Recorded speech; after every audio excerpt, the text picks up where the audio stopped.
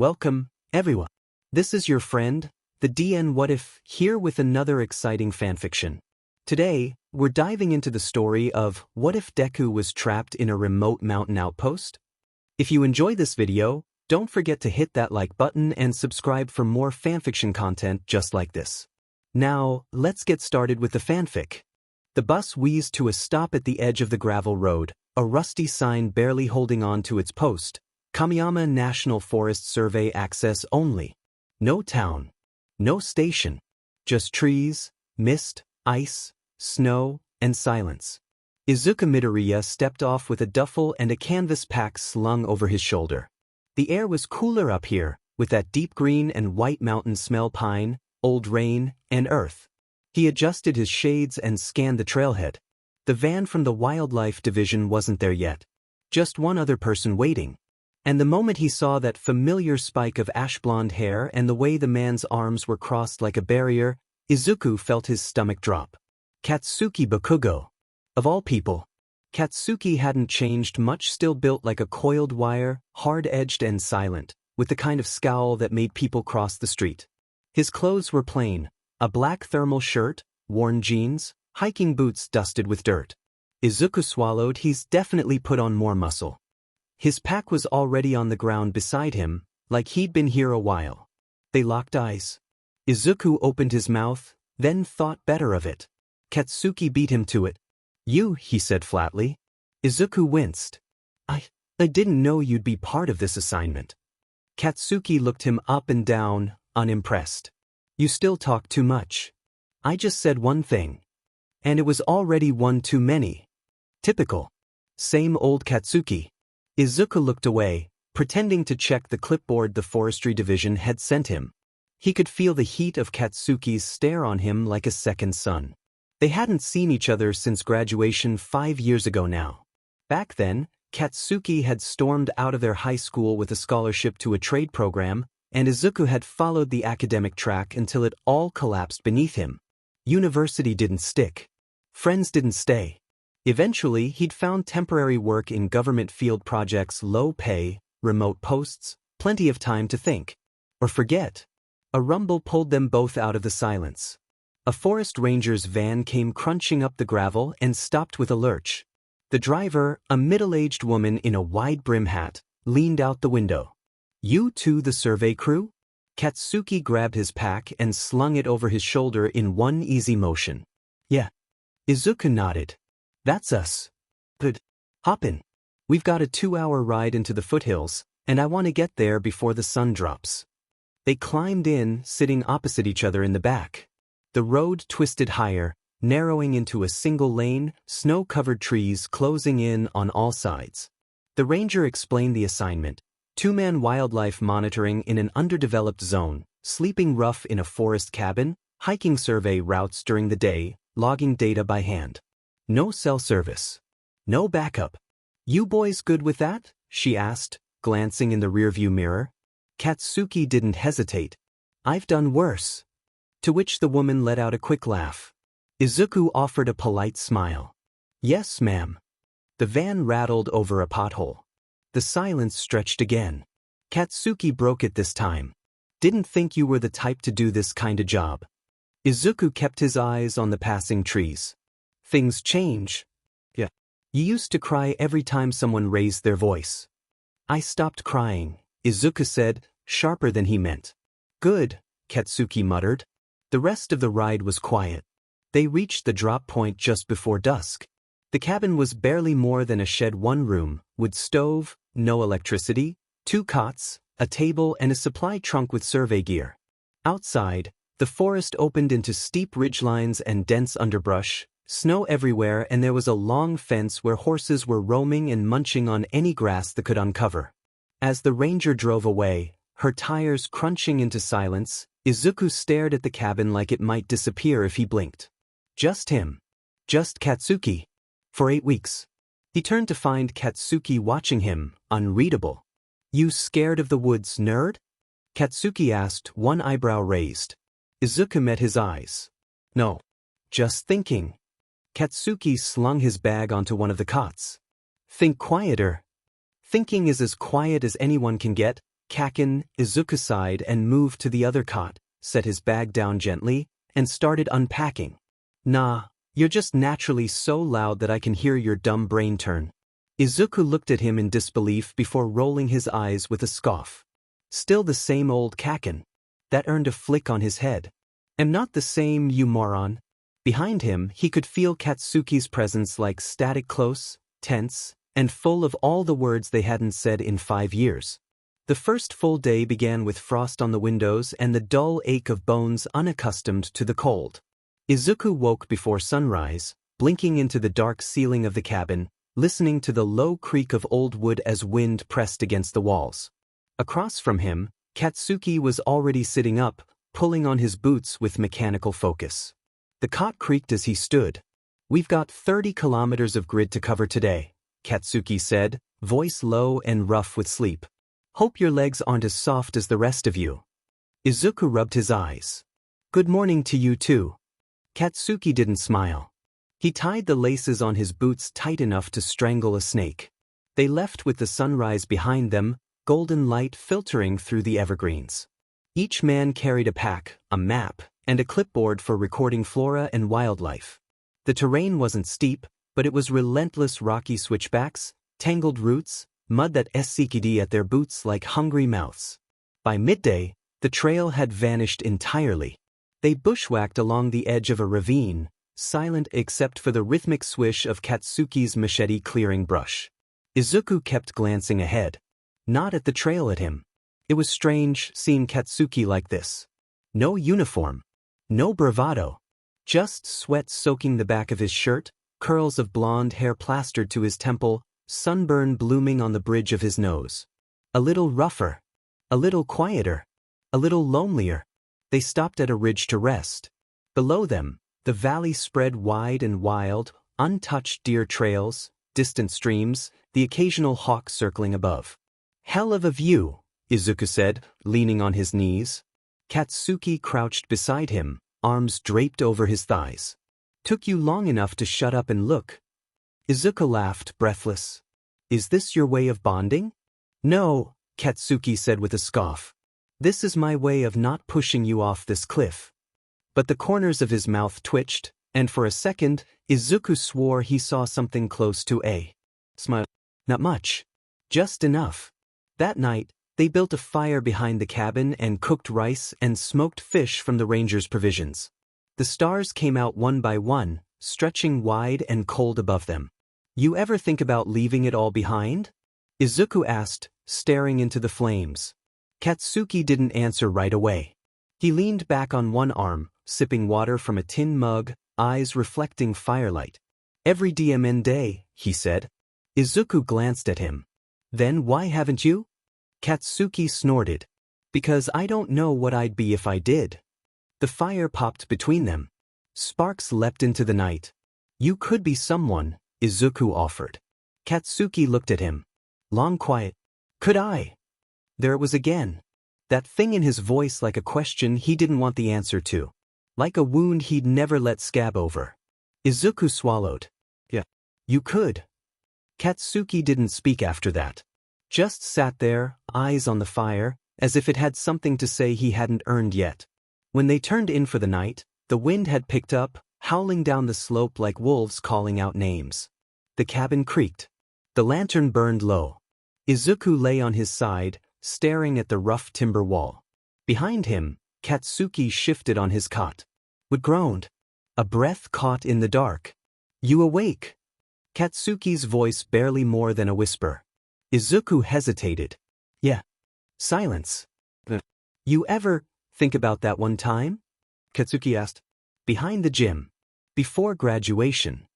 Izuku's chest tightened. He remembered it. Of course he did. You shoved me against the wall, Izuku said, voice low. Said I was looking at you weird. You were. Izuku turned over to face the ceiling. I wasn't. Not in the way you thought. Another silence. Then Katsuki whispered, That's what scared me. And just like that he rolled over, facing the wall again. Nothing else. No explanation. No apology. Just that one truth, finally spoken out loud. Izuku stared into the dark, heart loud in his chest, unsure what to say, unsure if saying anything would ruin what had been offered. So he stayed silent too. And in that silence, something soft settled between them. Something unfinished. Something too raw to name. But it was there now. And it wasn't going away. Chapter text. The storm rolled in after nightfall, slow and mean, like something holding a grudge.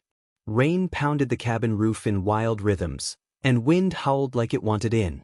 Inside, the fire burned low and stubborn. Shadows twisted across the wood walls like ghosts. Katsuki sat cross-legged by the stove, shirt unbuttoned, sleeves rolled, a bottle of cheap whiskey between his boots. His hair was damp. So was his shirt, clinging to his back. He looked like a painting left out in the rain, blurry around the edges, too raw to frame. Izuku sat across from him, blanket draped over his shoulders, hands cupped around a tin mug he hadn't sipped from in minutes. Neither had spoken for a while. Katsuki tipped the bottle back, swallowed hard. "You ever wonder how long we could have lasted?" he asked. "If the world hadn't told us we were wrong?" Izuku stared into the flames. "I don't know. You ever think we're still running from it?" "I think I never stopped," Izuku whispered. Katsuki's eyes locked onto his. "Then why the hell did you look at me like that?"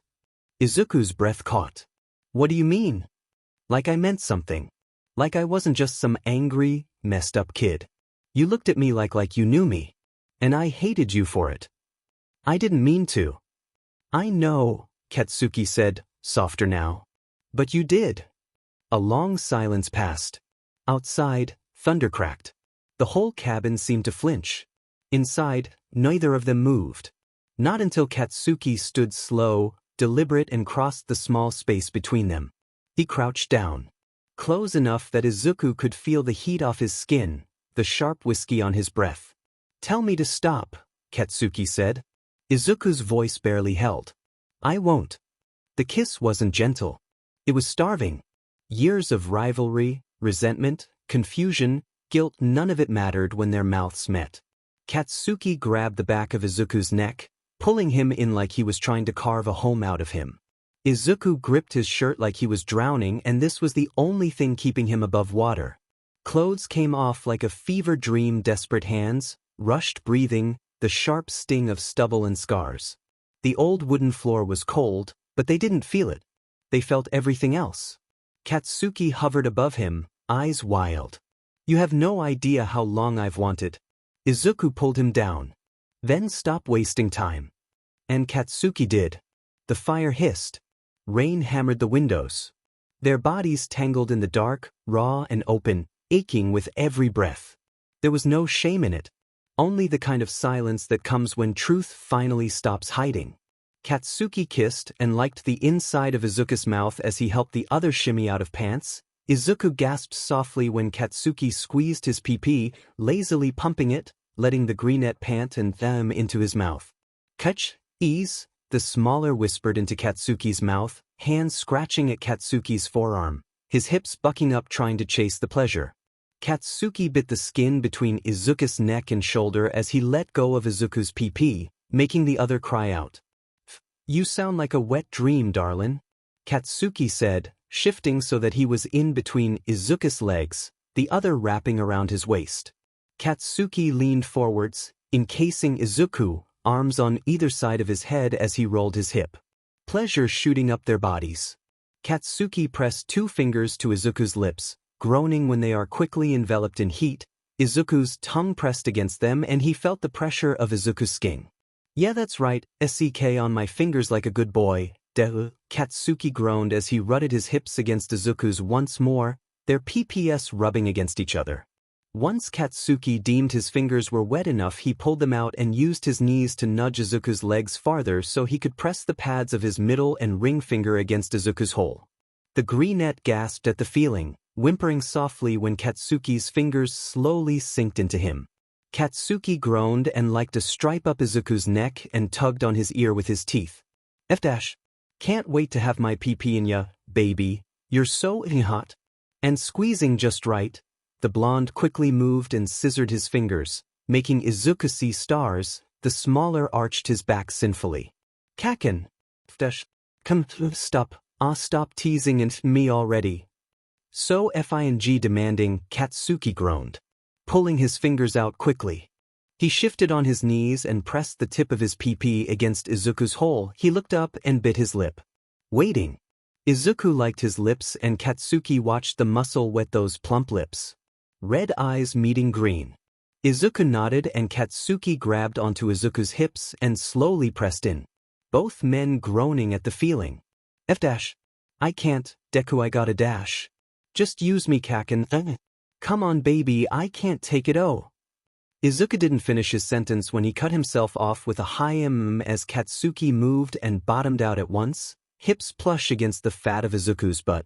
The pace from there on was harsh, brutal, barbaric, and entirely Katsuki.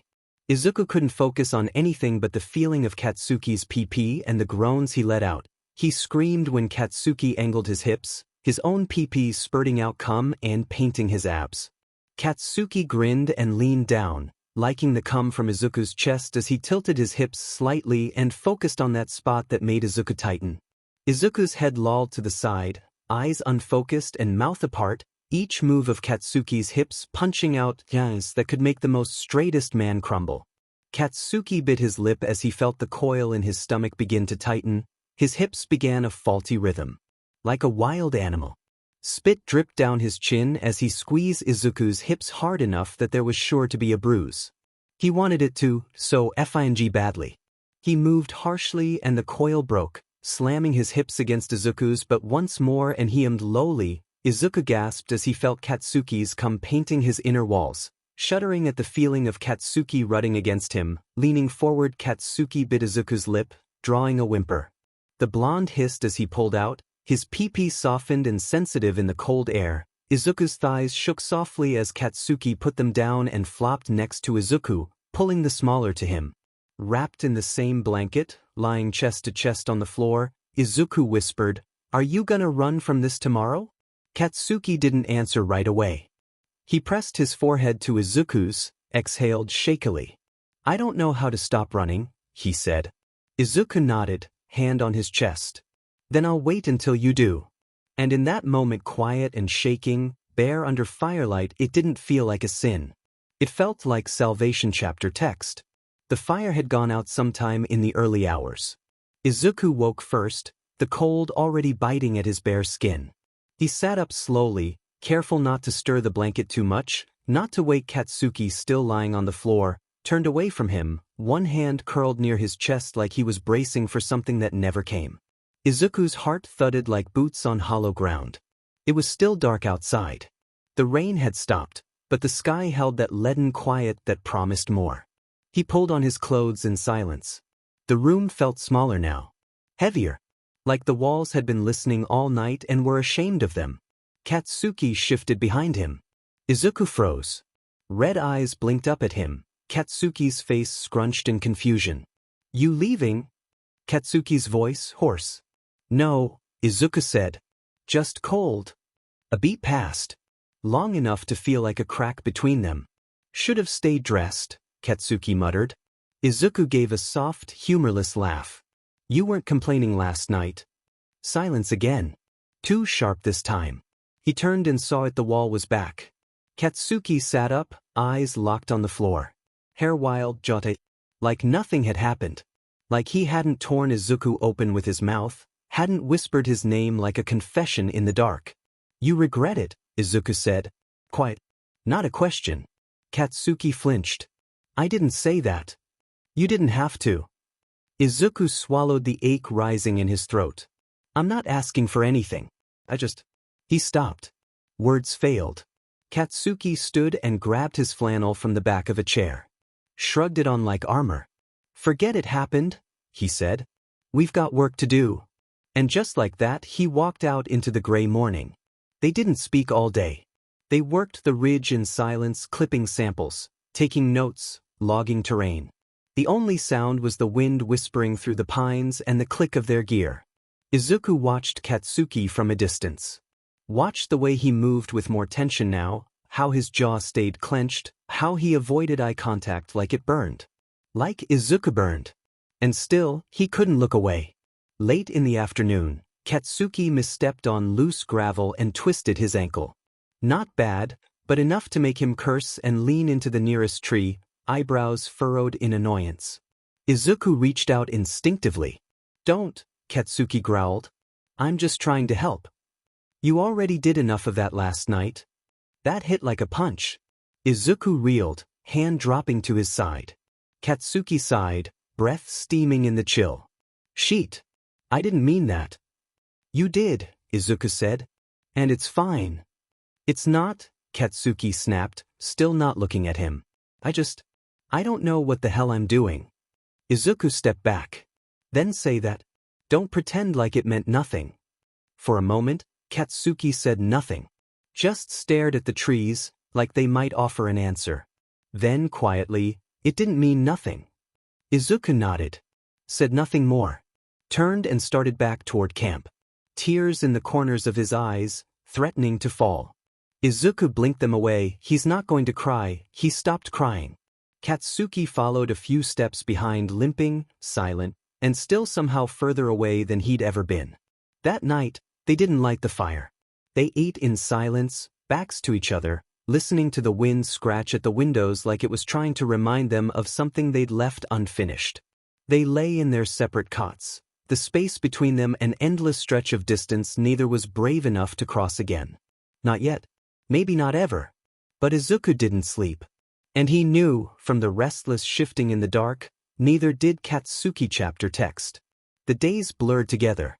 Each morning, the sky was a little grayer, the air a little colder.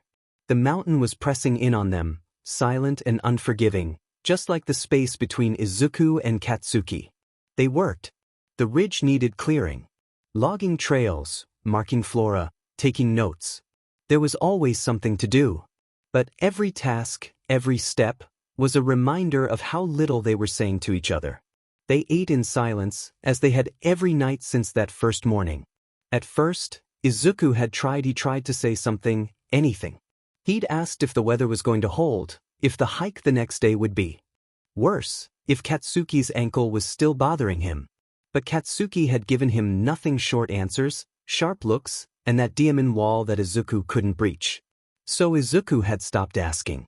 On the sixth day, as they walked the narrow path back toward the cabin, Izuku's boots sliding over slick rocks, Katsuki finally spoke. "You think I'm a coward, don't you?" Izuku blinked, not expecting it. Not from him. He stopped in his tracks, watching as Katsuki kept walking, shoulders stiff.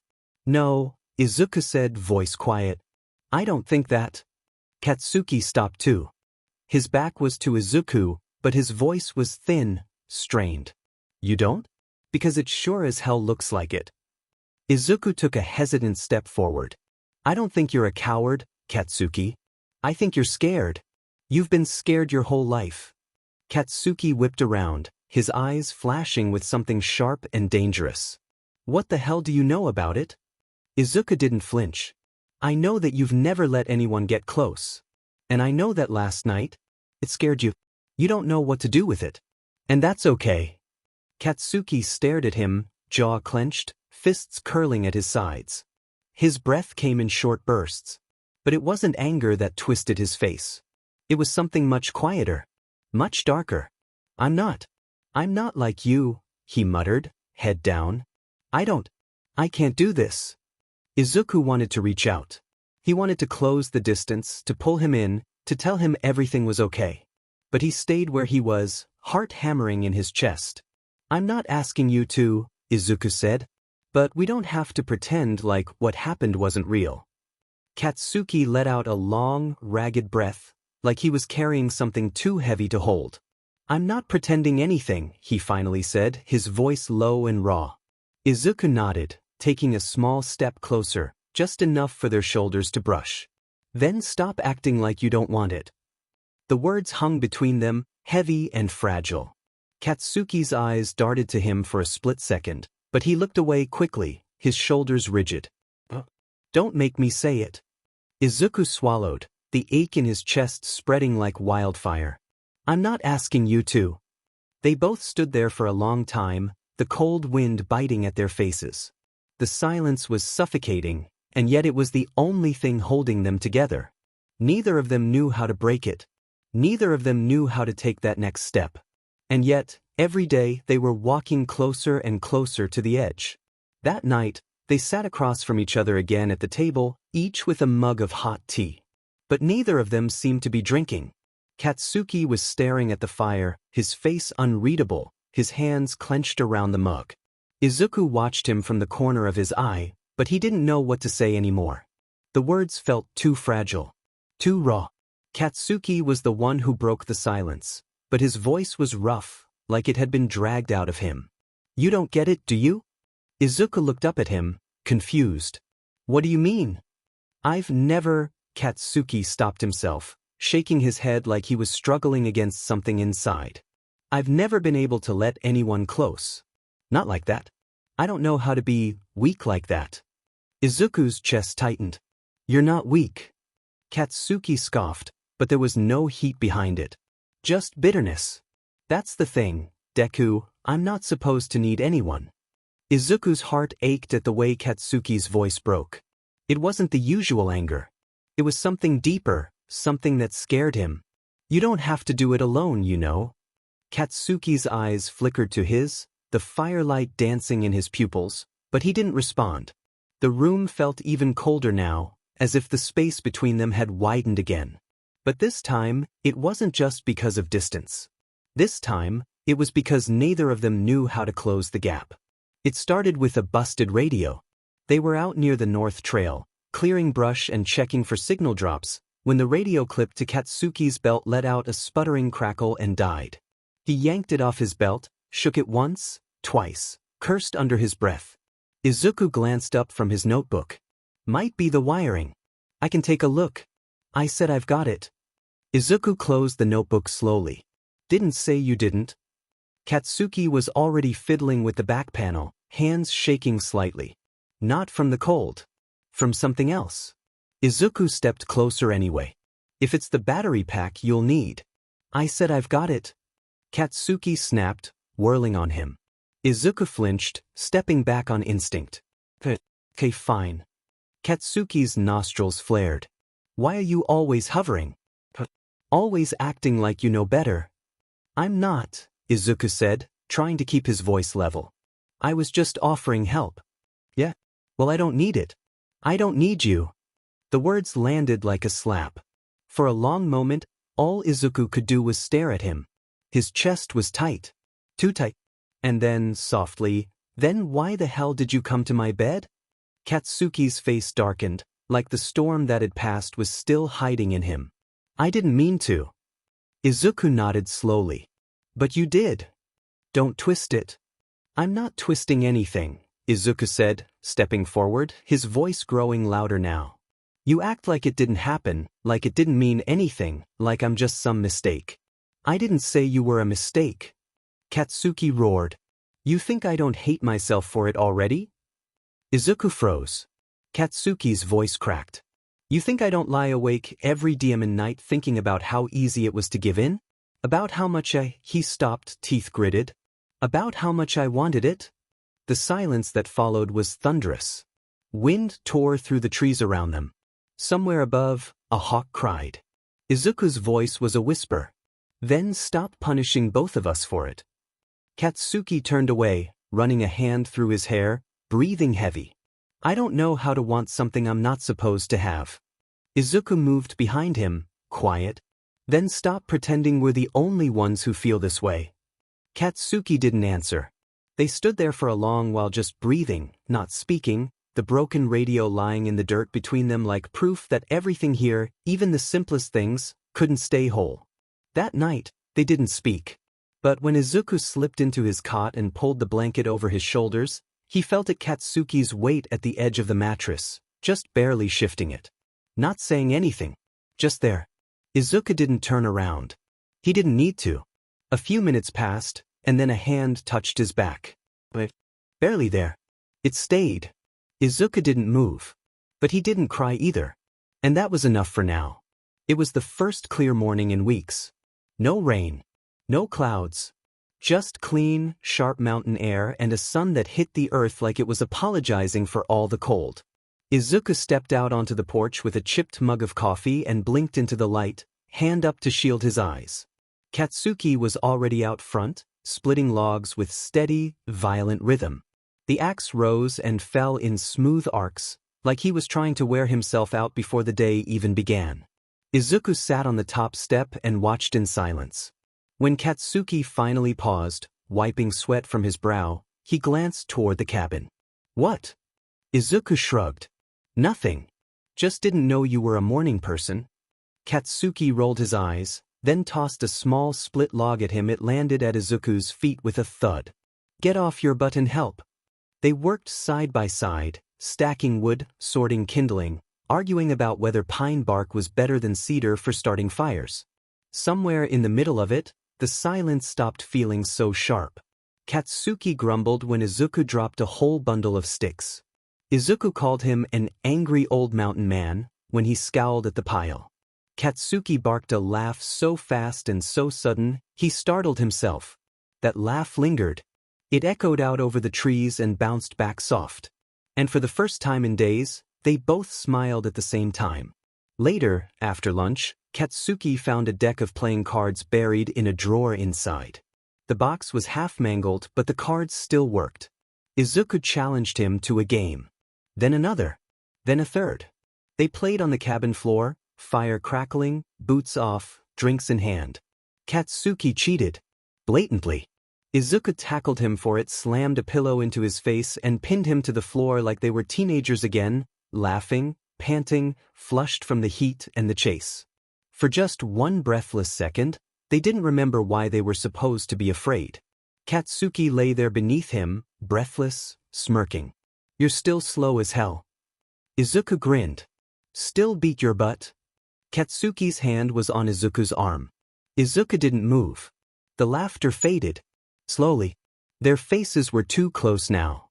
Their eyes too honest. Izuku's gaze dropped to Katsuki's mouth just for a second.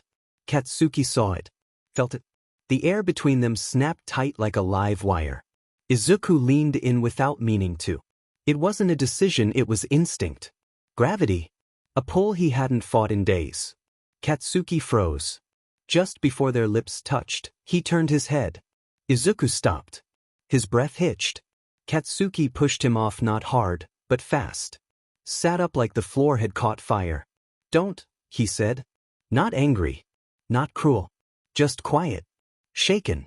Izuku sat there, still half on the floor. "I wasn't." He trailed off. Because he had been. Katsuki stood, pacing now. Rubbing the back of his neck like he was trying to shake something off. "Sheet. I thought." Izuku started, then stopped. "Never mind." "Don't do that either," Katsuki said, turning. "Don't act like it didn't happen." "Then what do you want me to do?" "I don't know." Katsuki snapped. "I don't know what I'm doing. Every time I think it's okay, it's like I remember where we are. Who we're supposed to be." Izuku stared at the cards still scattered across the floor. "I liked who we were 5 minutes ago." Katsuki didn't answer. Eventually, he left the room. That night, they didn't speak. No laughter. No cards. No fire. Just quiet. Just cold. And Izuku lying in his cot, staring at the ceiling, wondering if 5 minutes of happiness was worth the hour of silence that followed chapter text. The rain came in sheets that first morning, pounding the cabin roof so hard it sounded like artillery fire. By noon, the forest road had turned to mud, a slick trap that swallowed tracks and swallowed hope of any ranger check-ins. Katsuki and Izuku were stuck. They woke to the sound of water hammering glass. No sun, no respite, just the endless hush of storm. Inside, the cabin smelled of damp clothes and pine smoke. Izuku stirred on his cot, blinking awake. He wrapped the blanket tighter and looked across the room. Katsuki was already dressed in his flannel, sitting on the edge of his cot, staring at the wall as if he could stare the rain away. "Morning," Izuku said, voice small. Katsuki didn't answer. Just tilted his head. "We're cutting it close on supplies. Think the ranger will get through?" Izuku shook his head. "Not for days. Could be a week." Katsuki's jaw clenched. "Figures." They spent the morning inside, checking gear and inventory. Rain battered the windows. Lightning flashed behind the pines, turning the cabin's interior into shifting shadows. At lunchtime, Izuku tried something new. He hauled out the tin of cocoa mix. "Thought we could use something warm," he said. "Hot chocolate." Katsuki's eyes flicked up. "Seriously?" Izuku nodded and set the kettle on the stove. When it sputtered to life, he poured water and stirred. Katsuki leaned against the wall, arms folded, watching with that unreadable look. Izuku felt his cheeks flush. "I'm not 10, Katsuki muttered as Izuku handed him a steaming mug. "Maybe that's exactly what we need," Izuku said, and for one breath, Katsuki's stern face cracked into something almost like a smile. They sipped in silence. Rain drummed. Outside, the forest was a blur of black and green. By afternoon, boredom and cabin fever had set in. Izuku suggested cards again, and this time Katsuki didn't argue. They sat at the table, the deck between them, and for a moment it felt easy. Izuku dealt. "Your deal, Kaken." Katsuki shut his eyes, smirk returning. "Guess I'm lucky." They laughed quiet at first, then louder. The storm felt miles away. Izuku found himself leaning forward, sharing a glance, feeling the warmth of Katsuki's presence. Then it happened. Katsuki reached for a card, and his hand brushed Izuku's. A spark, quick as lightning. Both froze. Katsuki withdrew his hand so fast the cards rattled. "Sorry." Izuku's heart hammered. "It's fine." "No, it's not," Katsuki snapped, but his voice was tight, hurt. Izuku swallowed. "We're trapped here together, Kaken. Might as well not kill each other, right?" Katsuki looked at him, really looked, and Izuku saw something raw in those ruby eyes. Fear, longing, regret. He placed a gentle hand over Izuku's. "Deku." A thunderclap shook the cabin. The lights flickered.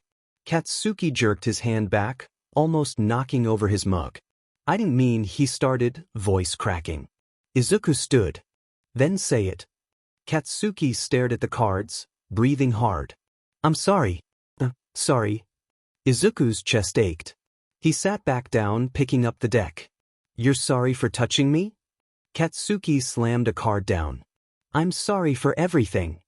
Silence crashed over them. The only sound was the rain wringing itself out on the roof. That night, the cabin was darker than ever. Izuku lay on his cot, eyelids heavy, mind racing. He heard Katsuki moving around, shivering, maybe, or packing. Izuku's heart lurched. "Kaken," he called softly. The pause. Footsteps. Katsuki stopped at the foot of Izuku's cot. "Yeah." Izuku sat up. "Don't push me away again." Katsuki didn't say anything, but it was all Izuku needed for something. "Good night, Deku." "Night, Kaken." The storm raged on, but for the first time, Izuku fell asleep feeling less alone. The rain didn't let up. Day after day, it painted the mountains in shades of gray and washed the world down to its bones. The cabin became a world of its own, with creaking, windows sweating, fire hissing in the hearth, and two men orbiting each other in a space too small to ignore. Katsuki stopped pretending to hate the silence. Izuku stopped pretending he didn't listen for every sound Katsuki made. They existed like coiled wire, wound tighter every day. They didn't talk much. But the things they didn't say started getting loud. Katsuki would brush past Izuku in the kitchen, and his hand would almost linger at his waist. Izuku would sit too close by the fire, knees just brushing Katsuki's. Neither of them moved. One night, Izuku caught him staring. Not just glancing, staring. Like he didn't realize he was doing it. His eyes were soft, tired, starved. Izuku opened his mouth to speak. Kaken turned away. The next day, the generator gave out. No power. No heat except for the firewood, which was running low. By evening, the cabin was cold. They shared the cot. Neither suggested it. They just did. Katsuki lay on one side, back to Izuku, tense like a wire about to snap. Izuku stared at the ceiling. Every inch of him ached with things he wasn't saying. "Kaken," he whispered into the dark. The pause. "Yeah. Do you ever think about what it'd be like if things were different?" Katsuki didn't answer. The fire crackled. The wind howled outside. "If we didn't have to hide?" Izuku said, voice cracking. If we could want what we wanted, and not have to be afraid of it? Katsuki's breath was shaky. You don't get to just say that. Why not? Because I do think about it. Every goddamn day. And it kills me. The silence that followed was heavy. Then Izuku moved just enough for his chest to press against Katsuki's back. Katsuki didn't flinch. Didn't pull away. You could have told me that, Izuku whispered. Katsuki's voice came out rough. You could have stayed gone. I couldn't. Another long pause. Deku. Yeah. Turn around. With a shaky breath he did. Katsuki was facing him now, barely a breath away in the dark. Their eyes met wide open, raw, unguarded. Neither moved. Not at first. Then Katsuki reached forward, like the moment was dragging him under, and gripped Izuku's shirt in his fist. The kiss came fast, desperate, like holding breath too long. It wasn't soft. It was heat and regret and hunger packed into the space between denial and truth. Izuku clutched his shoulders like he was afraid he'd vanish. Katsuki kissed him again, rougher this time, hands in Izuku's hair, pushing him back onto the cot, breathing hard like every second was borrowed. When they finally pulled apart, they were both shaking, neither said anything. Izuku's fingers were still curled in Katsuki's flannel like it was the only solid thing left in the world. Katsuki sat back, wiping his mouth, eyes glassy. Sheet, he whispered. What did we just do? Izuku touched his lips, stunned. Something we can't take back. Katsuki stood, pacing. This was a mistake. No, Izuku said, voice low, firm. You've been waiting to make that mistake for weeks. Katsuki turned, eyes wide. I saw you, Izuku continued. Every time you looked at me like you hated yourself for feeling something. Every time you wanted to say something and didn't. He stood now, inches from him. You don't get to kiss me like that and pretend it didn't mean anything. Katsuki's voice cracked. It means too much. Izuku stared at him. Then stopped running from it. For a second, it looked like Katsuki might punch the wall. Instead, he collapsed into the chair by the fire, hands in his hair. Izuku didn't follow. They spent the rest of the night in silence. One cut. 2 blankets. And a kiss neither of them could forget, no matter how hard they tried. Chapter text. Katsuki was gone when Izuku woke up. The cot beside his was empty, the blankets folded sharp and clean like a goodbye note. The fire was out. The storm had passed, leaving behind silence and a sky too bright to look at. Izuku sat up slowly, every bone aching not from the cold, but from the absence. He found Katsuki outside, splitting wood again. Same rhythm. Same stubborn focus. Like nothing had happened. You're up early, Izuku said quietly like he didn't want the blonde to hear him, scared he'll run away. Katsuki didn't look at him. Didn't sleep. Oh. Silence. Stack. Izuku stepped closer, arms crossed and staring up at the morning sky, the sounds of morning birds and frogs singing. We should talk about it. No, Katsuki snapped. We shouldn't. Why not? Because it was a mistake. Izuku's chest caved in just a little. You said that last night? Yeah. And I meant it. Izuku's voice dropped. You didn't act like it was a mistake. Katsuki froze. The axe stayed buried in the stump. His hands trembled. His heart thumping. He can't deal with this, he doesn't want to. He's unable to. Deku, he said through gritted teeth, don't. Izuku stepped in front of him now, daring, desperate. Shoving a finger against the blonde's chest harshly as he spoke, his voice cracking, you kissed me. You touched me like you've been waiting years to do it. Katsuki looked away. And now I can't stop thinking about how bad it could all go. How FNG stupid it was. What happens when we leave this place, huh? What happens when we go back to real life? I don't care about real life, right now, Izuku said, throwing his hands up and stepping back. I care about you. Katsuki laughed, a bitter, broken sound. You always say that. Like it makes things easier. It does, Izuku pleaded, stepping closer, voice rising. It makes it easier to breathe, Kaken. When I'm around you, when you're not pushing me away, I feel like I can breathe. And maybe you feel it too, and it scares the hell out of you. Katsuki backed up. Stop it. No. I said. No. Izuku's eyes were wet now. You don't get to keep breaking your own heart and pretending it's mine. That hit something deep. Katsuki dropped the axe. It landed with a heavy thud. He stared at the ground, glaring like it just insulted him. I don't know how to do this, he said, almost a whisper. I don't know how to want you without hating myself for it. Izuku's voice cracked. Then let me help you. Katsuki se air through his teeth and looked at him, eyes raw. Why do you keep picking me up? Because I never stopped loving you. The wind carried that confession like a blow. Katsuki's jaw locked. His fists clenched. And then he walked past Izuku, back into the cabin, not saying a word. Izuku watched him, and when the door shut he collapsed onto a stump and shoved his face in his hands, shoulders shaking as he cried silently. The rest of the day passed like a bad dream. No speaking. No eye contact. Just footsteps on old floorboards and the echo of everything they couldn't say. Izuku sat on the porch that night, wrapped in a blanket, staring at the stars. He didn't cry.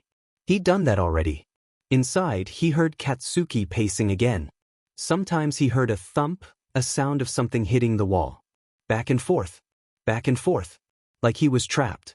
Like maybe he knew he was losing something he'd never be brave enough to keep chapter text. The next morning was cruel in how normal it tried to be. Blue skies, birdsong, clean air. But inside the cabin, nothing had healed. The air was thick with everything they hadn't said, and Izuku couldn't stand it. He felt like he was walking around inside someone else's skin. Katsuki didn't say good morning. Didn't even acknowledge him other than a simple glance. He just poured coffee like nothing had happened, jaw tight, movements mechanical. His hands shook slightly when he set the mug down, his knuckles red and scratched over, but he didn't acknowledge it. He didn't look at Izuku. Not once, and maybe Izuku preferred it. They went about their day in silence. The food rations were starting to get low, so they skipped lunch and went to work. 2 hours later, when they returned to the cabin, the firewood was down to half a stack. So Katsuki chopped more, in which Izuku offered to help, but Katsuki ignored him. The silence wasn't new, but it used to be bearable. Used to mean something steady. Now it just felt like absence. Like loss. By late afternoon, when the sun was starting to set and the cold began to bite Izuku's nose, he decided couldn't take it anymore. He found Katsuki by the shed, hauling logs. Kaken. No answer. I know you hear me. Katsuki didn't look up. I told you not to push. Izuku's voice was soft. You're already falling. That made Katsuki stop. He dropped the log in his arms and stared at the trees for a long second before finally turning toward Izuku, eyes burning and full of conflict. You think I want this? He asked, voice raw. I think you do, Izuku said gently. And that's what terrifies you. Katsuki stepped forward, too close. You don't get it, Deku.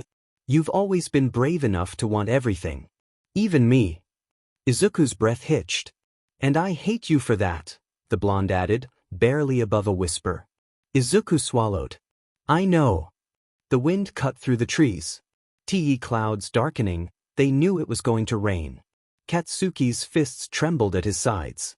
You think I don't want to say it? He snapped suddenly. You think I don't want to say I'm sorry? That I regret every time I've looked at you like you were something I didn't deserve? You do deserve. I don't, he shouted. Not you. Not this. I don't even know what to call what's happening to me. Izuku's voice broke. It's called love, Kaken. And that silenced the forest. Katsuki's breath caught. His mouth opened.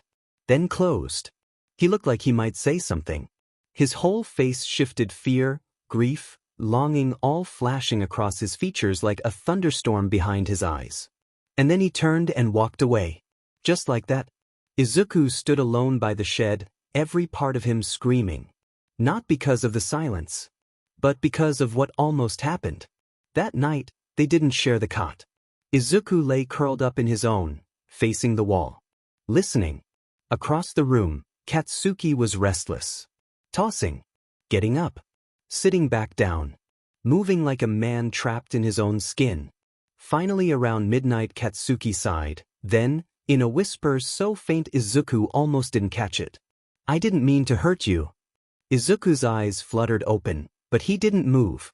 His heart skipped and his lip wobbled, squeezing the fabric of the blanket in his scarred hand. Katsuki didn't say anything more, and Izuku was glad, because if he continued, he might not be able to stay quiet. Chapter text. The third night after the kiss, the cabin went quiet in a different way. Not heavy, just still. The storm hadn't come back, but the cold had. The firewood was getting low, and the nights were bitter, even with both cots layered in blankets. Izuku had wrapped himself up tight, trying not to hear Katsuki shifting across the room. But something about the silence tonight, it felt gentler. Less sharp. Less like punishment. Then came the soft steps. Then the creak of the cot. Katsuki didn't ask. Just slid under the blanket, close enough that Izuku felt the heat of his skin.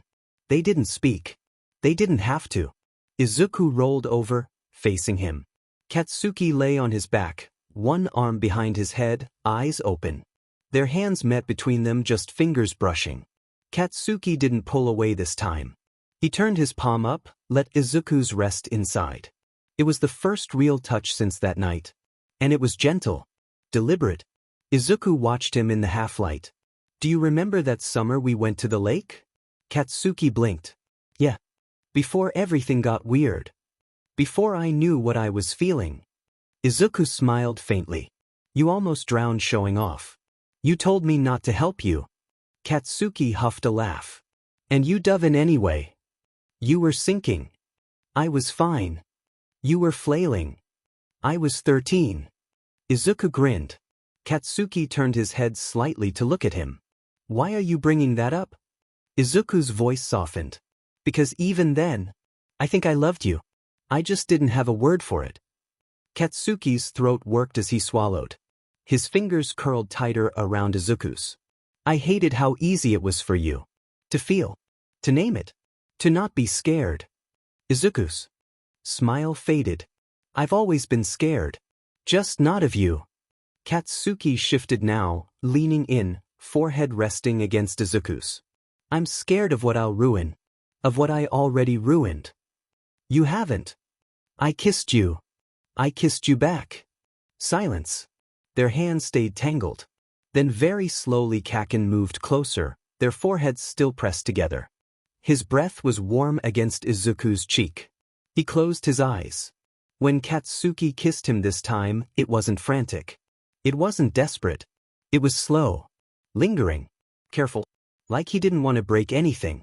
Deku kissed him back, hands sliding under his shirt and up his chest, over the scar on his shoulder, the one from that time he picked a fight he shouldn't have. The one Izuku bandaged without asking questions.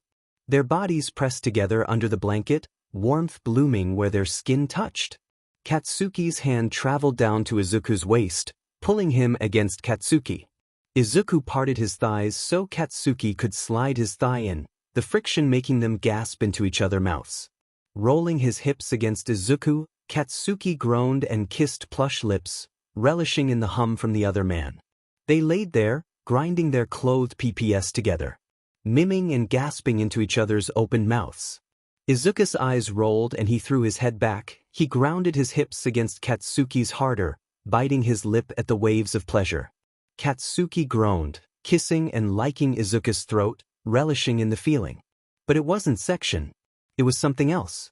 Just quiet, raw closeness.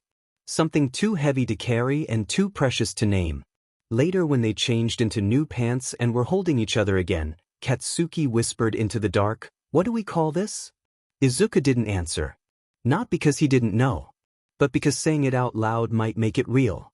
And neither of them were ready for that chapter text. The third night after the kiss, everything was different. The silence between them wasn't oppressive like it had been before. It wasn't thick with words unspoken, or resentments too heavy to bear. It was quiet, soft, like the entire world outside had given them permission to breathe for once. For the first time in days, they were close without it feeling like an impending storm. They woke up tangled in the blankets, and neither of them moved at first. The weight of the space between them was still there, but it wasn't sharp anymore.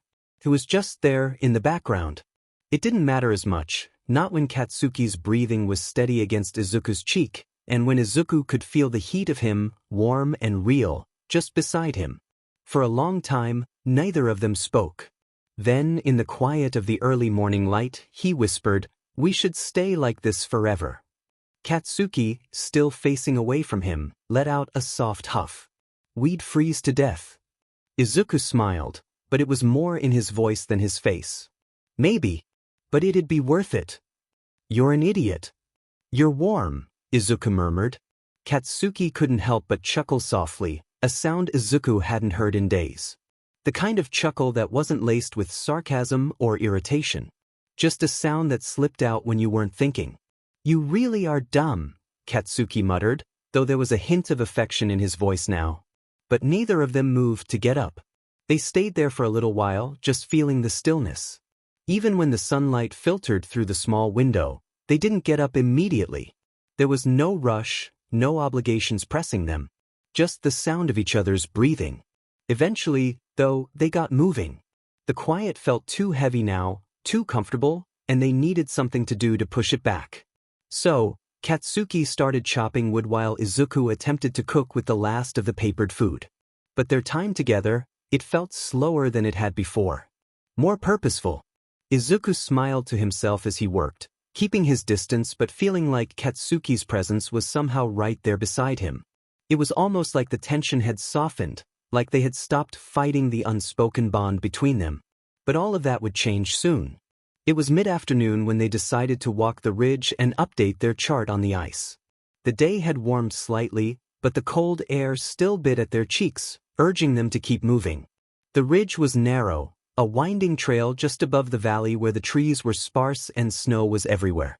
There was something about the view that always made Izuku feel smaller than he was. He'd been here before many times, in the past, but it always felt different when he was with Katsuki. Maybe because Katsuki's presence, his sheer force of being, made the world feel larger. Katsuki didn't speak much, just walked beside him, a quiet shadow. Izuku kept his hands in his pockets, trying to figure out how to fill the silence, but he couldn't quite find the words. They both knew what was hanging in the air, but neither of them said it. Not yet. It was easier this way. But then, Izuku's foot slipped on the icy trail. It was like time just slowed down. He saw Katsuki's wide eyes turning to him and his hand coming to grab him. Kadash! His boot hit a patch of soft ice that had melted just enough from the sunlight to be dangerous, and suddenly he was tumbling forward, arms flailing as the ground gave way under him. The ice didn't just crack, it shattered beneath his weight, and in an instant he was falling through the thin layer into the freezing water below. The shock of the cold hit him like a freight train, stealing his breath. The water was icy, nearly freezing him in place, pulling him deeper into the stream. He tried to kick, but the current was stronger than he expected. His limbs were sluggish, his body locking up with the chill. And then he saw the shadow moving toward him. Izuku dash! The sound of Katsuki's voice was a distant echo as he waded into the freezing water after him, his heavy boots splashing violently against the rocks. But Katsuki didn't hesitate. Not even for a second.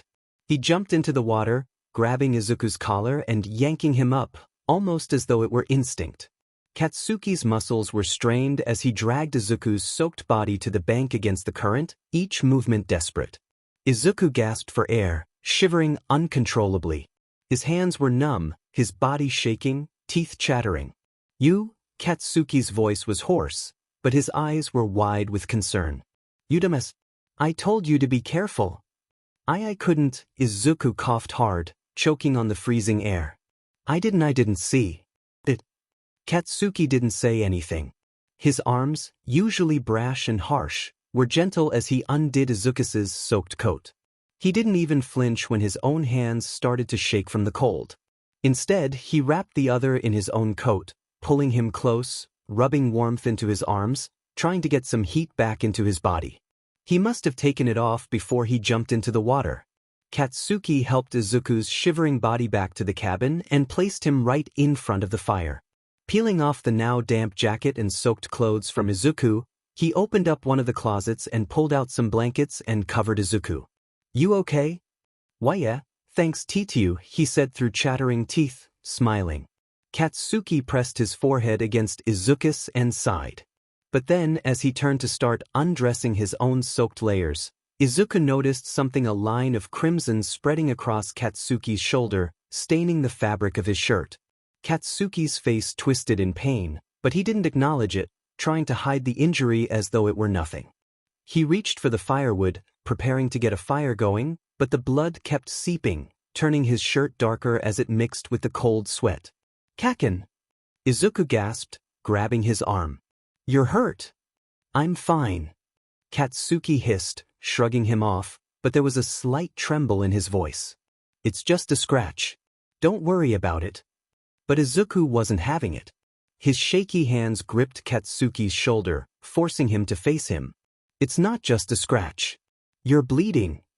Katsuki growled, but this time there was nothing sharp in his voice. Only something vulnerable. "I'm fine." "Stop saying that." Izuku pressed, not letting go. "You can't just." Katsuki closed his eyes, jaw clenched tightly. I didn't think you'd fall. I couldn't let you just." His voice trailed off, but Izuku could hear the rawness beneath it. The truth he never wanted to say. But Izuku wasn't going to let it go. He reached for the torn shirt, gently pulling it away from Katsuki's shoulder. There was a jagged slice along the muscle, blood still seeping from the wound, thin but steady. It was clear it had happened when Katsuki reached for him. He must have hit the ice when he jumped in to get him out of the water. You thought I needed you." Izuku's voice softened, filled with something both gentle and fierce. "And I did. I always do." Katsuki turned his face away, clearly trying to ignore it, trying to pretend the ache in his chest didn't matter. But Izuku wouldn't let him. Izuku took the fabric of a semi-dry towel, pressing it against Katsuki's shoulder to stop the bleeding. They were both wet, shivering from the cold, but for once, there was no distance between them. Just skin, raw and tender, and the warmth that could only come from the need to hold on. "You should change into warmer clothes," Katsuki said, wincing slightly when Izuku pressed down. Izuku, on the other hand, kept his focus on him, eyes soft but insistent. "You saved me." Katsuki shrugged, the fire crackling in the background. "I wasn't gonna let you drown." Izuku gave a quiet smile, his fingers tracing the edge of Katsuki's shoulder. "Why?" Katsuki didn't answer immediately. He just shifted his body around and pulled Izuku a little closer. And in the silence that followed, their fingers intertwined chapter text. The fire crackled in the cabin as the night stretched on. Outside, the wind howled, the storm still a lingering shadow, but inside, there was a warmth between them.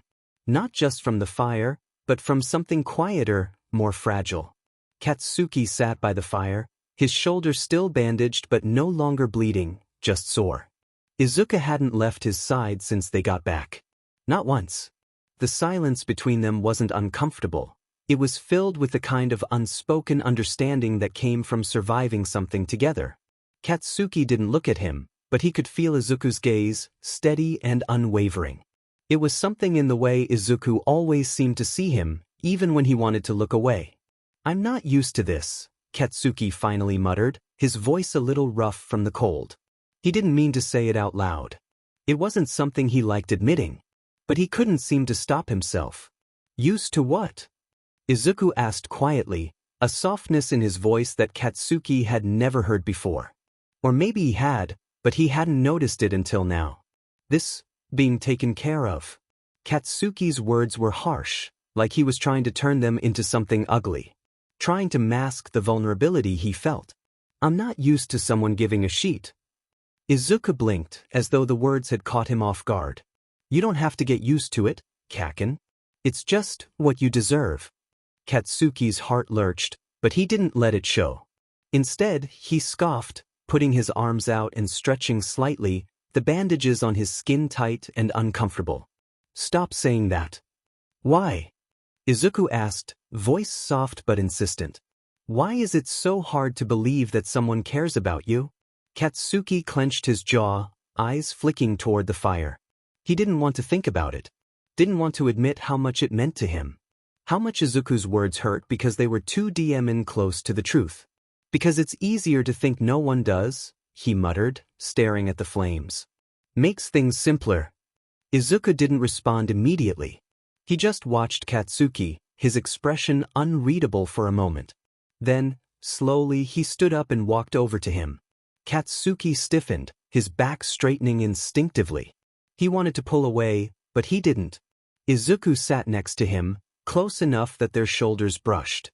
It wasn't much, but it was enough to send a shiver down Katsuki's spine. Maybe it's easier to think that way, Izuku said quietly, his voice barely above a whisper. But it doesn't make it true. Katsuki's throat went dry, and for a moment, all he could hear was the soft crackling of the fire. His heart was hammering in his chest, but he didn't know what to say. He didn't know how to say it. But Izuku didn't need him to speak. He just was there. And that was enough. For the first time in a long time, Katsuki allowed himself to lean into the warmth Izuku was offering, not out of obligation, but out of something that felt like it was his right. They stayed like that for a while, the silence between them comfortable, though the weight of everything that had happened and everything still unsaid hung in the air. Izuku was the first to break it, his voice barely audible. I never wanted to hurt you. Kaken. I never wanted to make you feel like you didn't matter. Katsuki's eyes flicked to him, but Izuku wasn't looking at him. His eyes were trained on the fire, hands wrapped around his knees. You didn't hurt me, Katsuki said, though the words didn't come easily. I didn't know how to deal with it. With you. Izuku turned toward him then, their gazes meeting. For a moment, Katsuki could see the rawness in his eyes, vulnerable, unsure. He hadn't seen it before, not like this. I think we're both figuring that out, Izuku said softly, voice trembling with the weight of his own uncertainty. But maybe it doesn't have to be so hard. Katsuki opened his mouth to retort, but the words died in his throat when Izuku slowly leaned in, just enough to close the small gap between them. Their breaths mingled in the space before them. I'm here, Kaken, Izuku whispered, his lips barely brushing his ear. And I'll keep being here. No matter what. Katsuki's chest tightened, and for the first time in as long as he could remember, he felt the walls he had spent so long building up crack. He could feel his heartbeat in his throat, the raw truth of Izuku's words settling deep inside of him. He wanted to push it away. He wanted to say something, anything to pull away. But he couldn't. Instead, he reached up, his hand shaking as he brushed a lock of hair out of Izuku's face. Stop looking at me like that, he muttered, his voice rough. Like I'm some DMN hero. Izuku's smile was soft, understanding. You are to me, Kaken. It was those words, those simple words that broke something inside him. Katsuki pulled him in then. Not roughly, not forcefully. Just close. So close that he could feel every inch of Izuku's body pressed against his, the warmth of his breath, the steady pulse that matched his own. And for the first time, he didn't fight it. He didn't push it away. He let himself feel everything he'd been denying. Izuku's hand brushed against his chest, and Katsuki shuddered. He didn't know if it was from the cold, from the fire, or from something deeper. Something he didn't want to face. But the feeling didn't stop, didn't go away. Izuku's hand trailed up to Katsuki's face, fingers trembling, and Katsuki's eyes fluttered shut. Just, don't leave me, okay? Izuku whispered, his voice barely above a breath. Katsuki's heart raced. His breath hitched in his throat, but he didn't say anything. He didn't need to. He could feel it in the way his fingers clenched around Izuku's shirt. In the way his pulse quickened when Izuku's lips brushed against his jaw. He wanted to say the words. He wanted to let go of everything that held him back. But he couldn't. Not yet. But he could stay. And that, for now, was enough. The fire had burned low, and neither of them had moved. Izuku sat with his knees tucked against his chest, head leaned against the rough wood of the cabin wall. Across from him, Katsuki sat on the edge of the bedroll, shirt wrinkled, shoulder bandaged, eyes half-lidded but far from tired. His body was still. Too still. The kind of stillness that came when everything inside was screaming. They hadn't touched each other since that moment by the fire. Izuku could still feel the heat of it on his skin, the press of Katsuki's hand against his back, the hitch in his breath when he whispered, "Don't leave me." The way Katsuki had drawn him in, not out of desire, not out of anger, but out of need. But the morning had come, and Katsuki hadn't looked at him since. Izuku wasn't surprised. But not surprised. Because whatever they were doing, whatever they had slipped into, it wasn't something Katsuki could hold on to in the light of day. "Your shoulder okay?" Izuku asked quietly, not looking at him. Katsuki grunted. "Fine." Izuku nodded, lips pressed together. He didn't push. The quiet stretched long again, filled with the low creak of the wind outside and the crackle of wood collapsing to ash. The mountain was frozen over again, fresh frost lacing the windows, and inside the little cabin, they felt smaller than ever. Katsuki stood up first.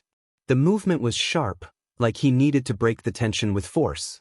He grabbed his coat, shrugged it on carefully over his bandaged shoulder, and didn't meet Izuku's eyes. "I'm gonna check the fence," he muttered. Izuku swallowed. "You're still hurt. Not dead." And with that he was out the door. Izuku waited 5 minutes before following. He told himself it was to make sure Katsuki didn't strain the shoulder again. Told himself it was practical, necessary. But the truth was, he couldn't sit in that cabin alone, not when the air still tasted like him. Outside, the snow had hardened into thin crusts of ice that cracked beneath their boots. The sun was high, but it gave off no warmth. Izuku found Katsuki halfway down the ridge, inspecting the weathered posts and wires of the corral. He moved stiffly, but didn't complain. He never did. "You could have waited," Izuku said, not harsh, just there. Katsuki didn't look at him. "And let you hover like a demon hawk again?" Izuku didn't answer. He stood beside him instead, watching as Katsuki adjusted a loose post with his boot. There was a stubborn tension in his shoulders, but he wasn't pushing Izuku away, not physically, at least. "You always do this," Izuku said after a long stretch of silence. Katsuki paused. "Do what?" "Pull me in, then push me out like it didn't happen."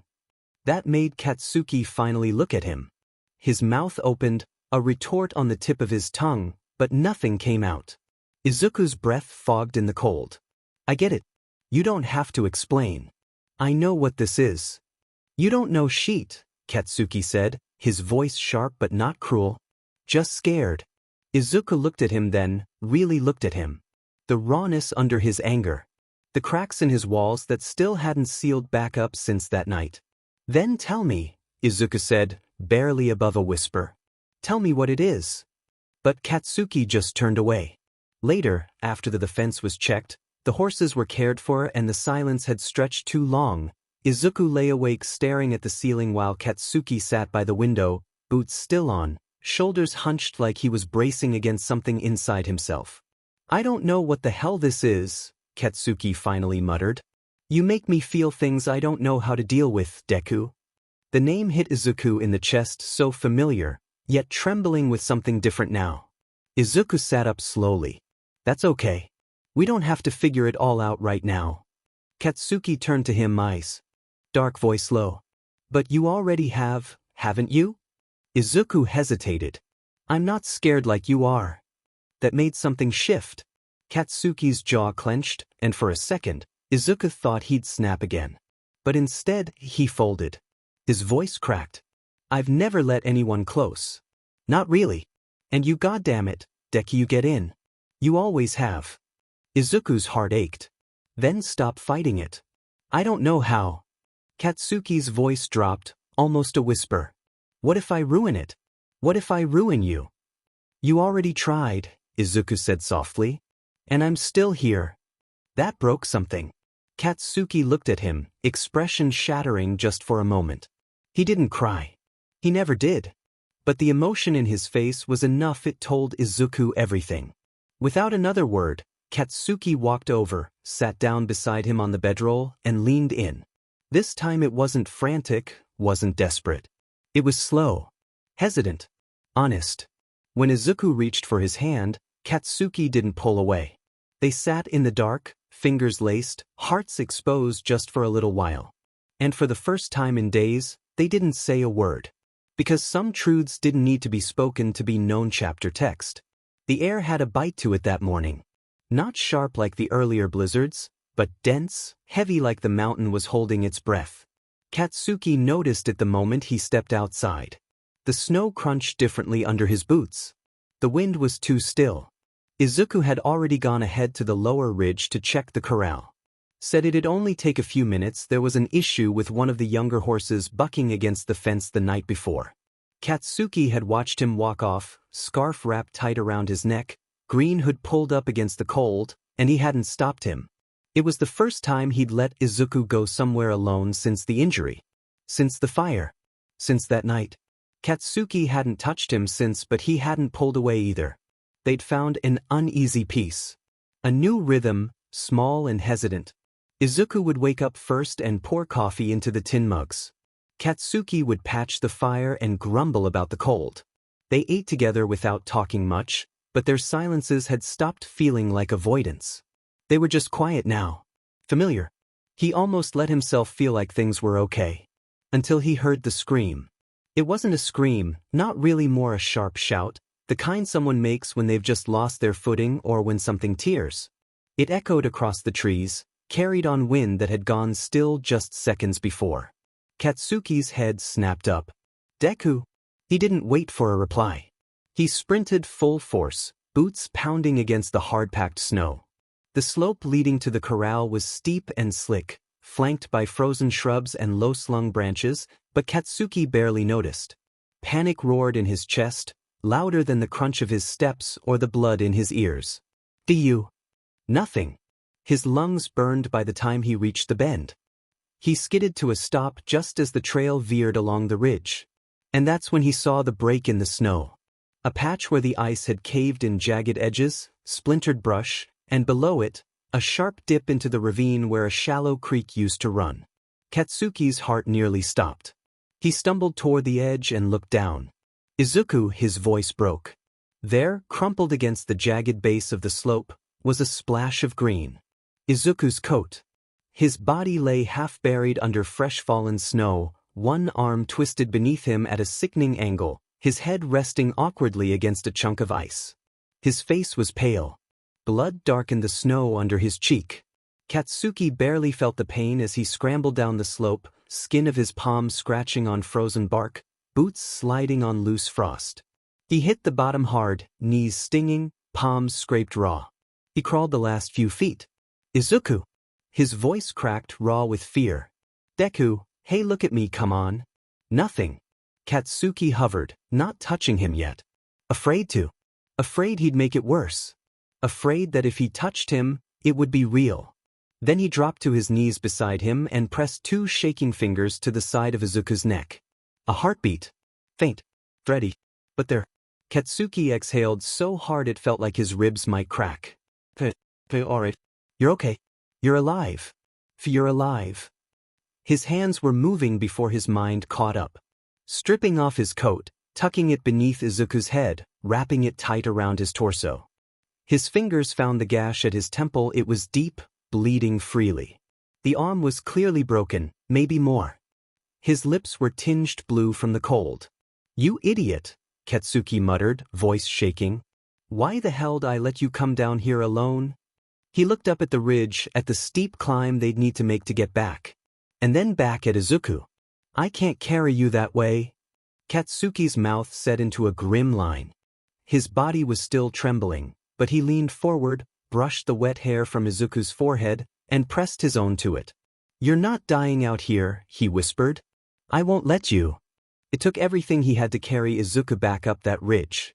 Katsuki's shoulder, still sore from the cut he'd taken on the ice days earlier, screamed in protest. His legs burned, his spine ached, but he didn't stop. Couldn't. He kept muttering to Izuku the whole way. Don't you quit on me, damn it. You always were too stubborn for your own good, so now's the time to prove it.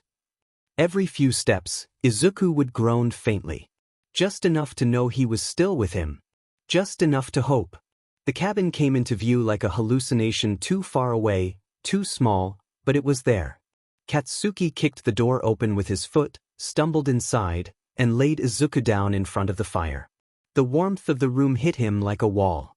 His breath came in short, ragged bursts. He was shaking so hard he could barely untie his gloves. But he didn't stop. He grabbed every blanket they had. bandaged the arm with the cleanest rags he could find and using some sticks and a knife sharpener to keep the broken bone straight. He then pressed a wet cloth to Izuku's head, cleaned the blood away from his cheek. He shoved more wood into the fire, stoked it until the flames roared and cast long shadows across the walls. Then only then did he sit. Katsuki knelt beside Izuku and took his hand in both of his own. His voice, when it came, was almost unrecognizable. Quiet. Broken. Don't do this to me. Izuku didn't stir. Katsuki's hands tightened. You hear me, Deku? You don't get to leave. Not now. Not when we were finally figuring shit out. When I just... He cut himself off. Closed his eyes. Then he whispered, I need you.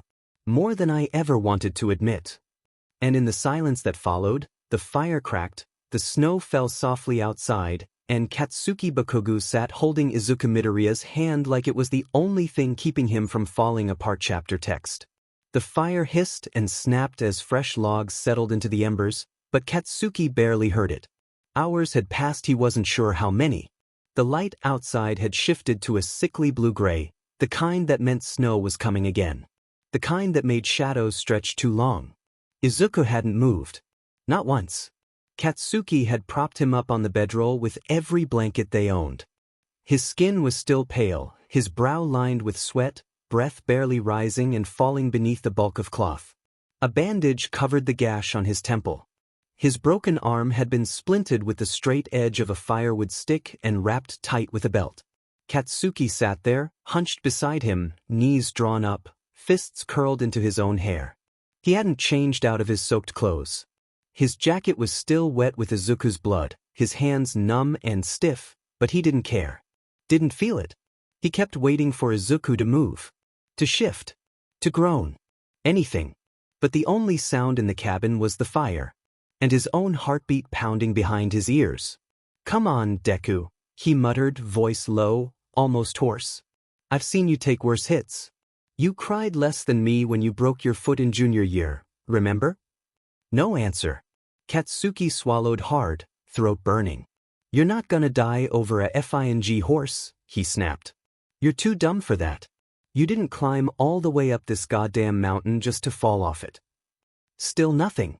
His hands trembled, so he pressed them to his thighs, tried to still them. It didn't work. I told you not to go alone. The words came out softer now, bitter. I told you. The heat from the fire wasn't enough. It felt like the cold was seeping in through the walls, settling into his spine. He shifted closer, reaching out with careful fingers to brush the matted curls away from Izuku's forehead. The fever hadn't set in yet, but it was close. His skin was clammy.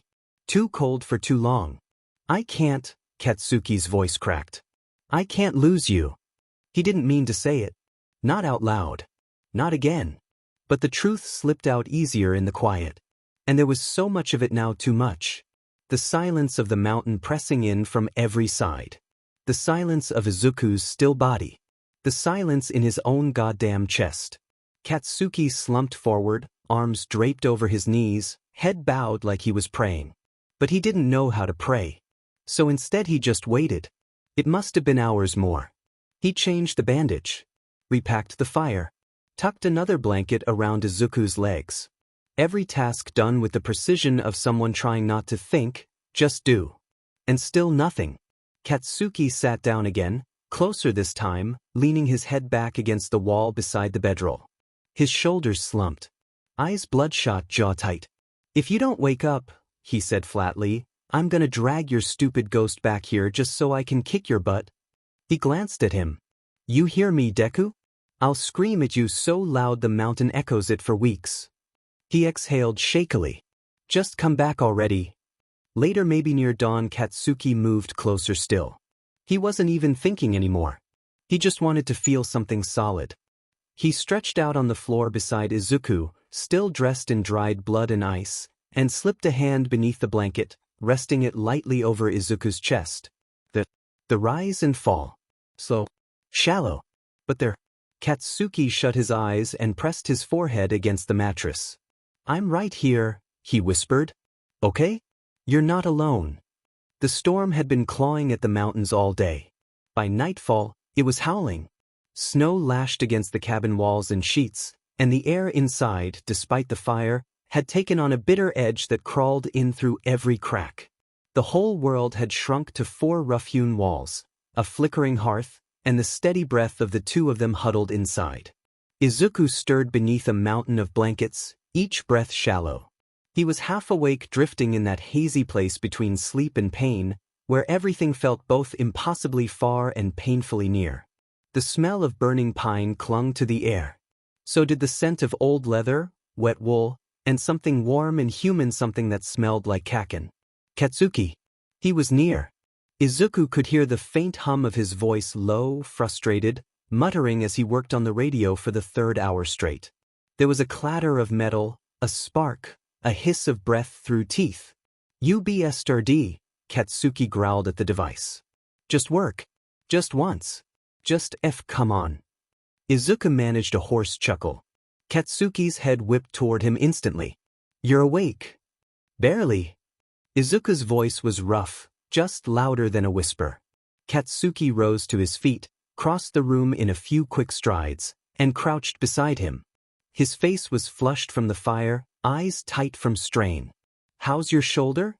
Hurts, Izuku admitted. But less. Katsuki pressed the back of his hand to Izuku's forehead, then the side of his neck. Still warm. You're sweating. You always were too good at hovering. Katsuki scowled, but his hand stayed. I was working on the radio, he said after a beat, quieter now. Think I almost got the BSD talking again. Even after all this time? Katsuki smirked faintly. Takes more than snow and silence to stop me. He stood again, stepped away for a moment, and returned with a steaming mug. He knelt and slid an arm behind Izuku's back, lifting him just enough to help him drink.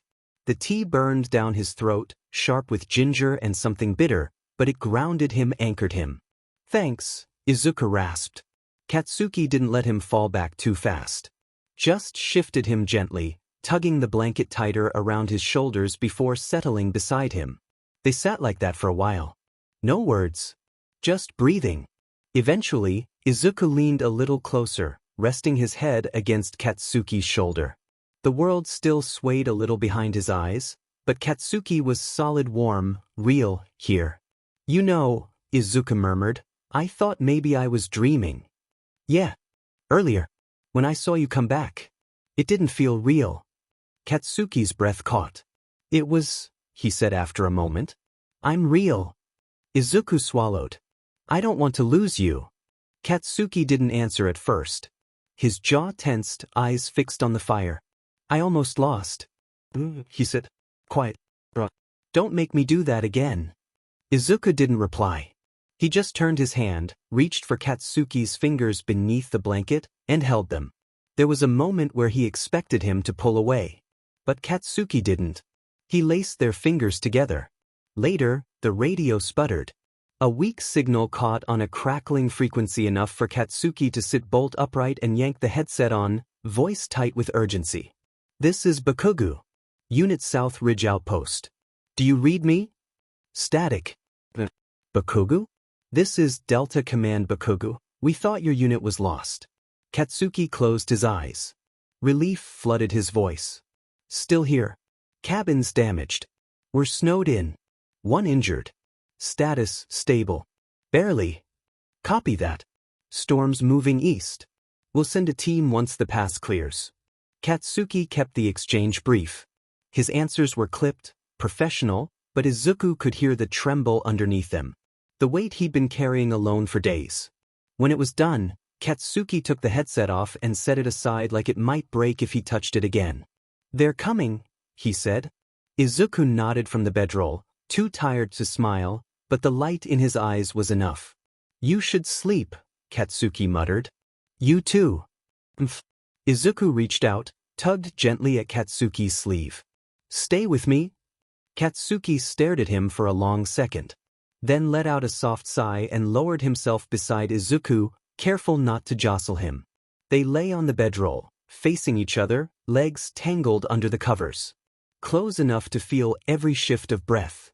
Close enough to forget how far away the rest of the world was. Katsuki's hand found Izuku's again under the blanket. And just before Izuku slipped back into sleep, he heard it. A whisper.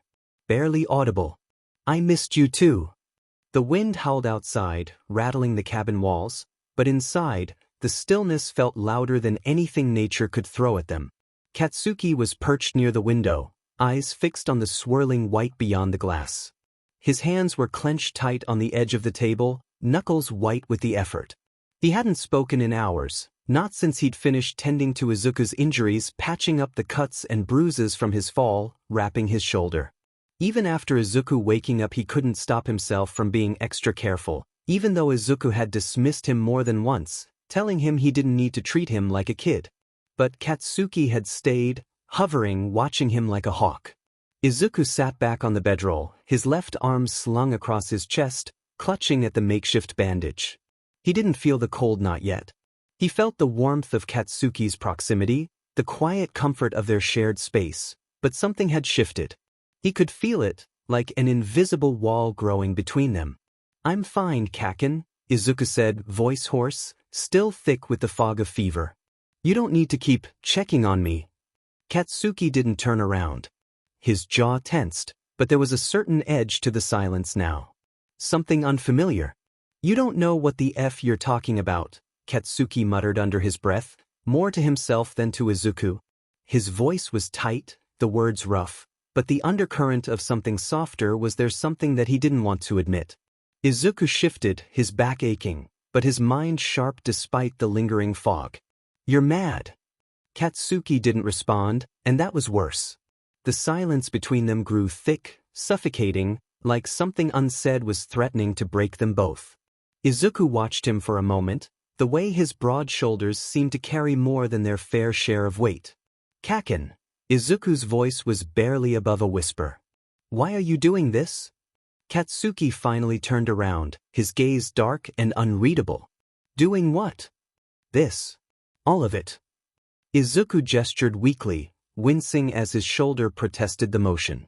You're angry, but you don't say anything. You're just shutting me out. Katsuki's eyes flickered, like the words cut deeper than they should have. He clenched his fists again, exhaling sharply, his teeth grinding against whatever words he wanted to say but couldn't. His frustration, that familiar anger, had nowhere to go. I'm not shutting you out, Katsuki growled, but the edge in his voice wasn't the usual fire. It was jagged. It was raw. You're just too dim and weak for this, Deku. Izuku's chest tightened, but he didn't flinch. He wouldn't. I'm not weak. And I'm not here, Kaken. I'm still here. Katsuki's eyes flickered briefly with something close to regret, but before Izuku could speak again, Katsuki stepped toward him, his expression hardening. You don't get it, do you? Katsuki snapped, voice rising, hands trembling with anger. I'm the one who has to watch you hurt. I'm the one who has to. He stopped, his breath heavy, chest rising and falling quickly as if the words caught in his throat. For a moment, the cabin felt smaller. Izuku could feel the warmth of Katsuki's breath, could see the flicker of vulnerability hidden beneath all the walls that Katsuki tried so hard to keep up. You don't need to do it alone, Izuku said softly, his words like a lifeline. I'm not going anywhere. Katsuki's gaze softened, but only for a second, barely noticeable before he turned away again, his back rigid. The hurt in his eyes was raw, too much to hide. But Izuku didn't look away. Then stop pushing me away, he said, voice steady despite the exhaustion pulling at him. Stop running. Katsuki let out a long, harsh breath before answering, voice barely above a whisper. I don't know how to do this, Deku. I don't know how to. He trailed off, fists clenched so tight his knuckles turned white. Izuku took a deep breath and pushed through the pain in his chest, moving closer to Katsuki. He didn't care about the awkwardness, or the fact that he still ached. He needed to close the gap between them. I know, he said, voice gentle but unwavering. But I'm here. I'm right here. And I'm not leaving. Katsuki didn't respond right away. He just stared at the fire, fists clenched, a conflicted storm behind his eyes. He stayed like that, quiet, still, as the silence pressed around them again. For a long moment, nothing was said. But in that space between the anger and the fear, between the walls Katsuki had built and the tenderness Izuku offered, something shifted. Izuku held his breath, hoping that Katsuki would let him in. Hoping that maybe, just maybe, this was the first crack in the wall. Izuku smiled as he closed his eyes. A nap wouldn't hurt. The fire crackled in the fireplace, sending shadows dancing across the walls of the cabin. The wind still howled outside, snow now visibly rising and almost to Katsuki's thighs, but inside, the world felt softer. Felt warm. The storm had beaten against them for days, but now, the crackle of burning wood and the warmth of the fire seemed to fill the emptiness between them. Izuku lay on the bedroll, his head resting against a pillow. Katsuki moved the cot out of the bedroom and near the fire, right next to one of the chairs. His arm was still bound tightly, his body aching with the lingering effects of his injury, but the fever had finally started to take hold. The pain had dulled to a steady throb, something he could live with. He felt safe. Katsuki, on the other hand, was a bundle of restless energy, his back tense, eyes always darting to the fire, the window, as if waiting for something he couldn't name. But his hand never left Izuku's. He hadn't said much, not since the radio call, but he didn't need to. The silence between them was no longer uncomfortable, no longer full of walls. It was peaceful. It was an acceptance of what they had, even if neither of them knew how to define it yet. "Kaken," Izuku whispered, his voice barely louder than the crackle of the fire. "What if they don't come? What if we're stuck here? We don't have enough food or wood for the rest of the winter, and by the looks of the storm." Katsuki's jaw clenched, but he didn't pull away. Instead, he shifted, leaning over just slightly so that his breath brushed against Izuku's temple. His hand tightened around Izuku's, his thumb tracing over the skin of his wrist with the slow, deliberate pressure that was becoming more and more familiar. "They'll come," Katsuki murmured.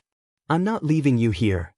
Izuku's chest tightened, a soft shiver running through him, but it wasn't from the cold.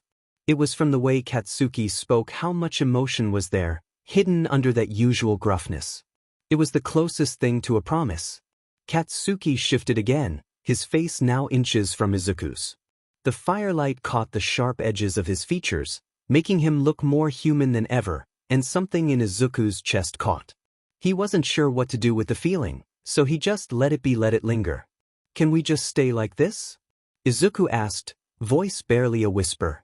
"Just for a little while longer?" Katsuki didn't answer at first. He didn't need to. Instead, he shifted again, this time pulling Izuku closer, until their legs were tangled, and Izuku could feel Katsuki's heart thumping against his own. For a long moment, neither of them spoke. They didn't need to. Izuku's breath evened out, and the warmth from Katsuki's body seeped into him, chasing away the cold that had long been a part of him. Katsuki, ever the fighter, never seemed to show his vulnerability except when they were like this. Alone. In the quiet, with only the fire to witness them. Izuku reached up slowly, touching the side of Katsuki's face. He'd always known him to be strong, unyielding, the kind of person who would never let anyone see him fall.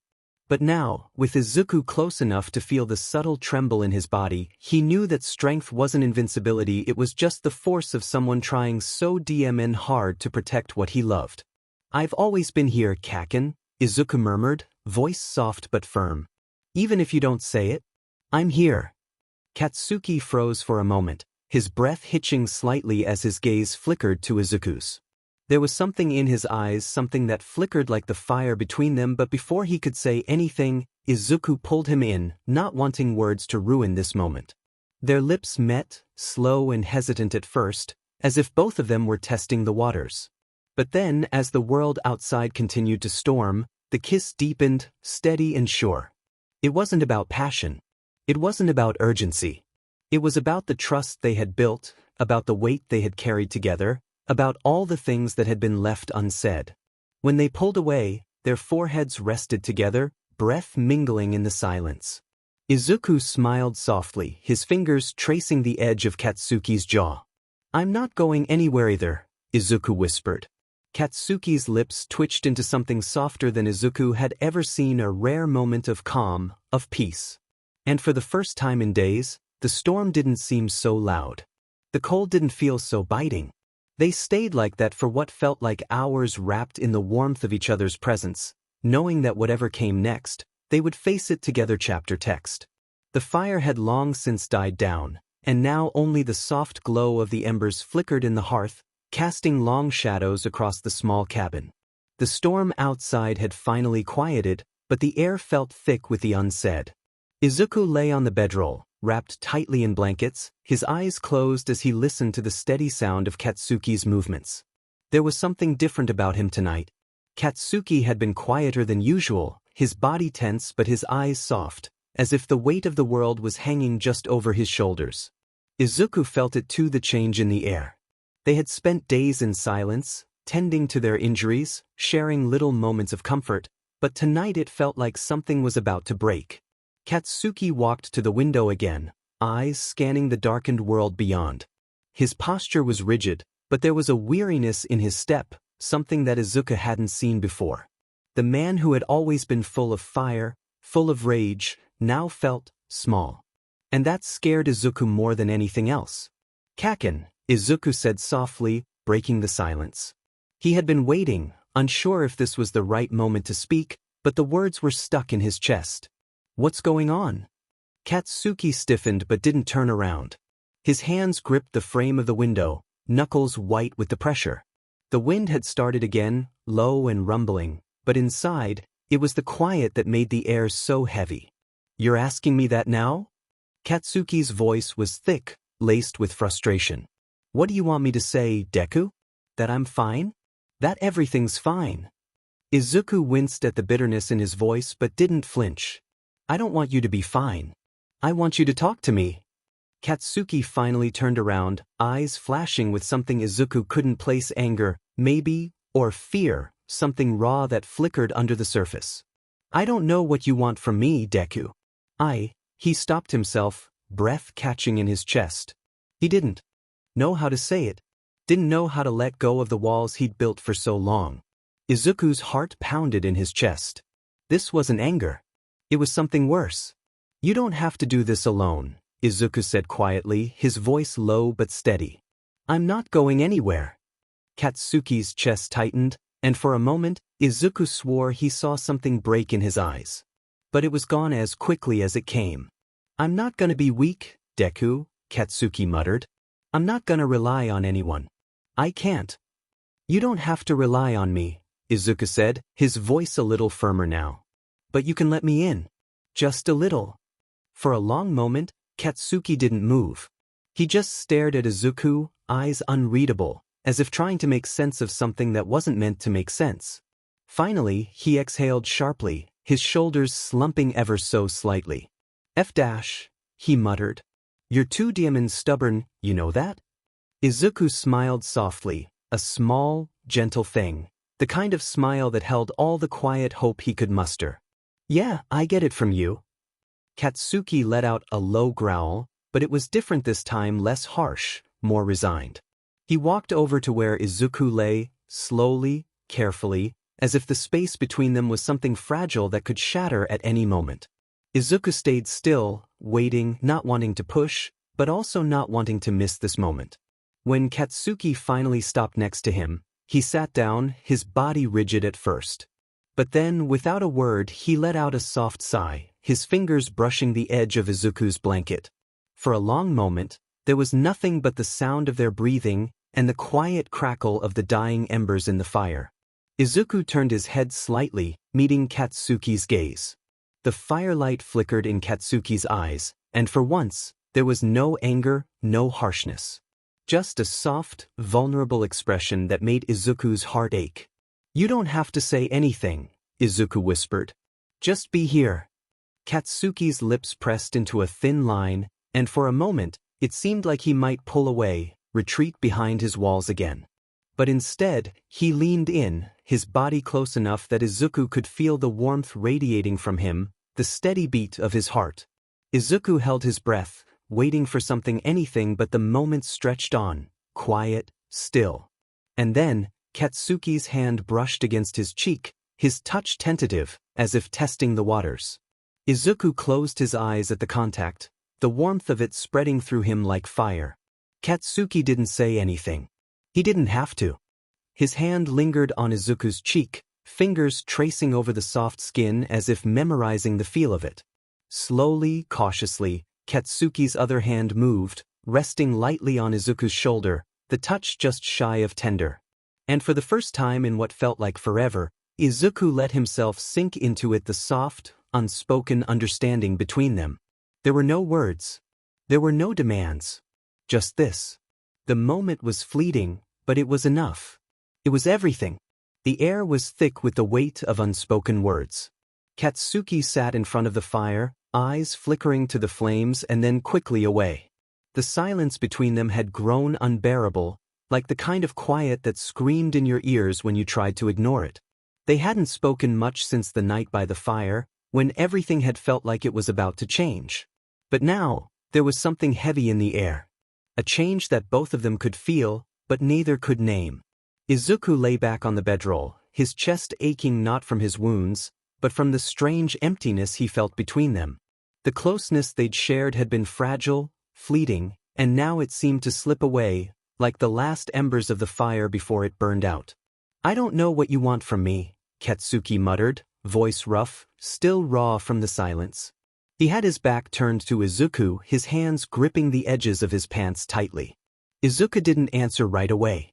He just watched Katsuki's rigid frame, the way his body was coiled like a wound spring, ready to snap.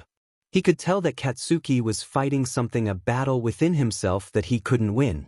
"I want you to stop pushing me away," Izuku finally said, his voice steady but thick with emotion. "I'm not leaving you. I can't leave you." Katsuki's whole body stiffened, the words hitting him like a blow he didn't expect. He clenched his jaw, eyes hardening, but there was a flicker of something that made his throat tighten. "You don't understand," he growled, his words jagged, like shards of glass falling from his mouth. "You think this is easy for me? You think I can just let go of everything I've been holding on to? You don't get it, Deku." Izuku sat up slowly, the pain in his chest a dull throb, but the emotional ache was far worse. "Then help me understand, Kaken. Don't just shut me out. Please." Katsuki stood up abruptly, pacing the small cabin. His steps were loud, echoing in the silence, and his hands were clenched into fists at his sides. He looked like a volcano on the verge of eruption, but his eyes, those eyes were somewhere else entirely. They were lost.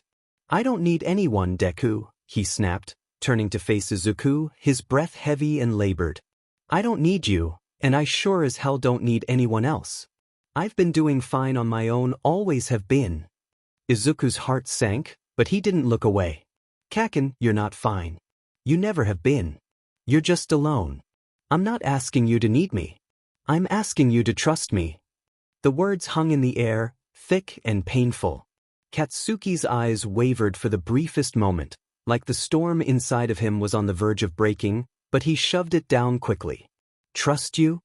His laugh was bitter, a hollow sound that echoed in the space between them. "How am I supposed to trust you when I don't even trust myself?" Izuku's breath caught in his throat.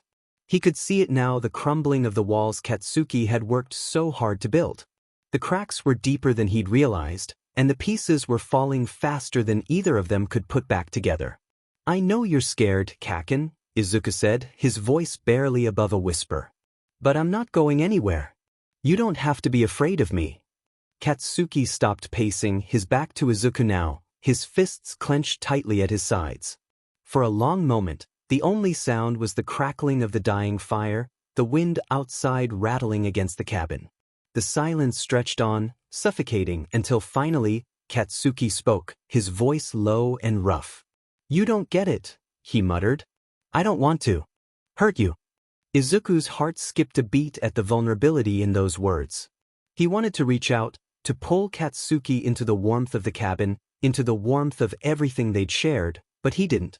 He let the silence hang for a moment longer, giving Katsuki the space to breathe. "You won't hurt me," Izuku said gently, his voice steady.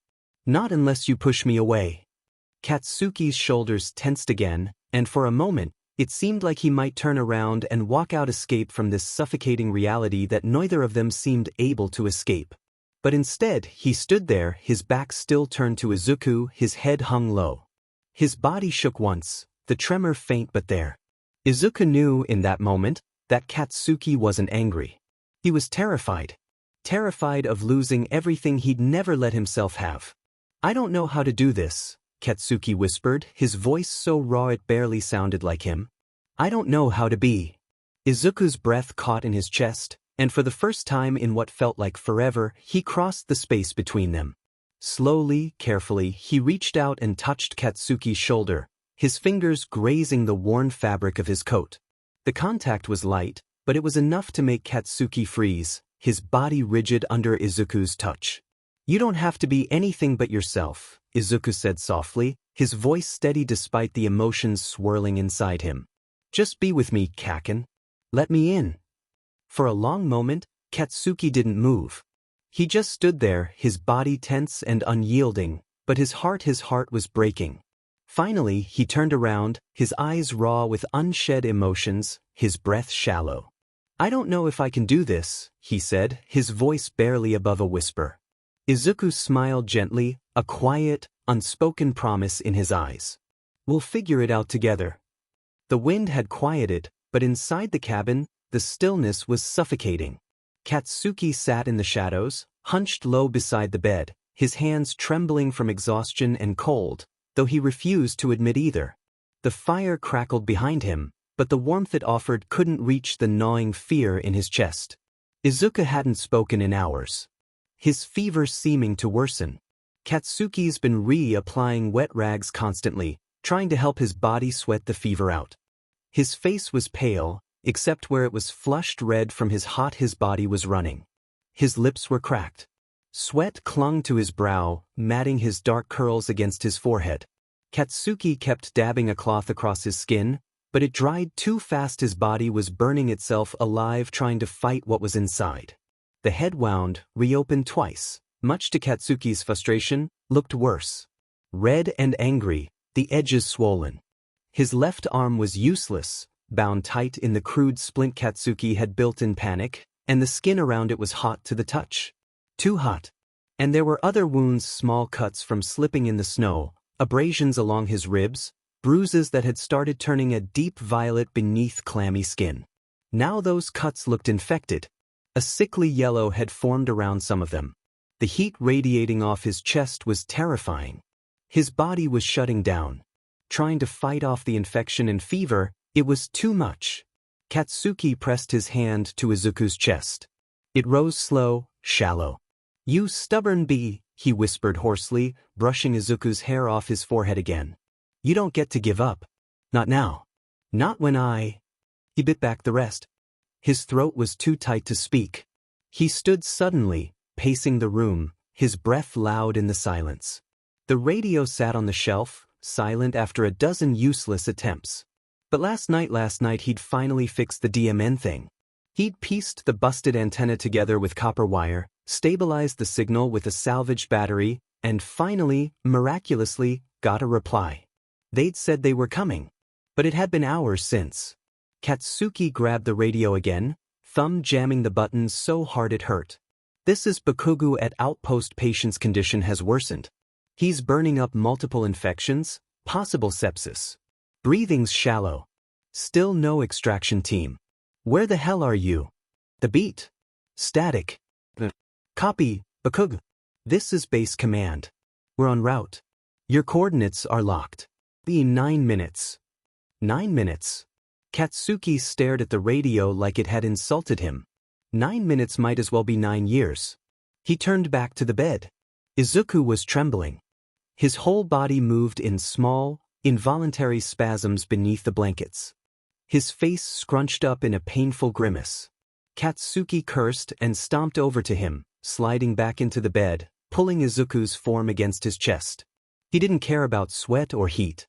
He wrapped around him like a shield, whispering against his ear. "Deku, come on. You're not quitting on me. You don't quit. I didn't drag your butt across half a frozen mountain to watch you die in some diamond bed." Izuku stirred. It was barely more than a twitch, but it was enough. Katsuki leaned closer. "Hey Deku? You hear me?" Izuku's lips parted. His voice was a ghost of a whisper. Kaken? Katsuki nearly lost it. Yeah, I'm here. Hurts. I know, baby. The word left him before he could catch it. He didn't care. You're burning up. You've got a fever, but I've got you. They are coming right now. Just hang on. Izuku's hand, pale and trembling, found his chest weakly. His fingers barely curled into Katsuki's coat. Cold? No. You're not cold. You're just your brains all fogged up. You're boiling under this DMN fever. You're gonna be okay. Izuku didn't respond. His hand slipped away. Katsuki clutched him tighter, burying his face in his hair. Just hold on, baby, DMN it. I swear if you leave me here. Outside he heard it faint through the high winds. Voices. Katsuki sat bolt upright. He scrambled to the door, flinging it open. The wind nearly knocked him back, but he didn't care. He squinted into the white blur. 3 riders emerged from the trees, horses pushing through the deep snow. One waved, signaling. Over here. Katsuki bellowed, praying his voice carried. He's in here. Hurry. They reached the cabin in minutes. The first medic swung down and bolted to the door. Status. Unconscious. Fever's high, at least 104, maybe more. Infection spreading. Arms broken, head wound reopened, and he's barely breathing. The medic cursed, dropping his bag. Get the sled. We'll need to keep him horizontal. Katsuki hovered helplessly as 2 of them entered the cabin. They moved around Izuku fast oxygen mask, fluids, saline, checking vitals. One of them looked up. You did good getting him this far. But he's critical. I'm going with him, Katsuki snapped, already bundling extra blankets. You're riding in the sled with him, the medic confirmed. He'll need your body heat. Keep pressure off his arm. We'll stabilize in transit. They loaded Izuku onto a flat, reinforced stretcher, then slid him gently into the back of the sled. Katsuki climbed in after, sitting against the side, pulling Izuku back into his arms and tucking the blankets up over both of them. As the team shouted and moved, the world felt distant like Katsuki was underwater. All he could hear was Izuku's rasping breaths. All he could feel was the heat pouring off him like a furnace on the edge of collapse. Then the sled jerked forward. Katsuki looked up one last time at the cabin behind them, the smoke still curling from the chimney, the snow piled against the walls like it had tried to swallow them whole. They were leaving it behind. And maybe if Izuku lived they could leave behind the silence that had nearly killed them. The wind howled, biting and sharp. But Katsuki held on. He wasn't letting go again. Chapter text. The world had narrowed to a steady hum of fluorescent lights, the rhythmic beep of a heart monitor, and the weight of waiting. Katsuki hadn't moved from the chair beside Izuku's hospital bed in nearly 20 hours. The nurses had stopped trying to get him to rest. One of them had brought him a blanket at some point, and he hadn't even noticed until he found it draped over his shoulders at dawn. His coat lay crumpled on the floor beside his boots, and his shirt was streaked with dried blood, some his, but mostly Izuku's. He hadn't bothered to wash it off. His arms ached. His head felt packed with wool. His eyes burned. He didn't care. Izuku lay still beneath the thin blanket, pale as snow, save for the angry flush still rising in his cheeks from the fever that refused to fully break. Tubes ran into his arm. An oxygen line crossed his face. His forehead was bandaged, and the swelling around had turned the skin a sickly yellow-green. Every breath he took sounded like a prayer trying not to die. Katsuki hadn't said a word since they brought him in. Not when the doctors rushed Izuku into emergency care, not when they cut off what was left of his jacket and shirt to treat the wounds, not when they set the arm and stitched the infected cuts. Not when they told him, gently, cautiously, that they'd done what they could, and it was up to Izuku now. He hadn't answered. He couldn't. So he sat there, still, silent, his hand resting near but not on Izuku's. It was ridiculous how still he could be. How small. He who used to storm into rooms with fire in his gut and fists full of noise. Now he folded into himself like some broken animal too tired to snarl. Time dragged. Somewhere outside the window, a helicopter took off. A nurse whispered something in the hallway. Katsuki didn't move. In his mind, he replayed everything.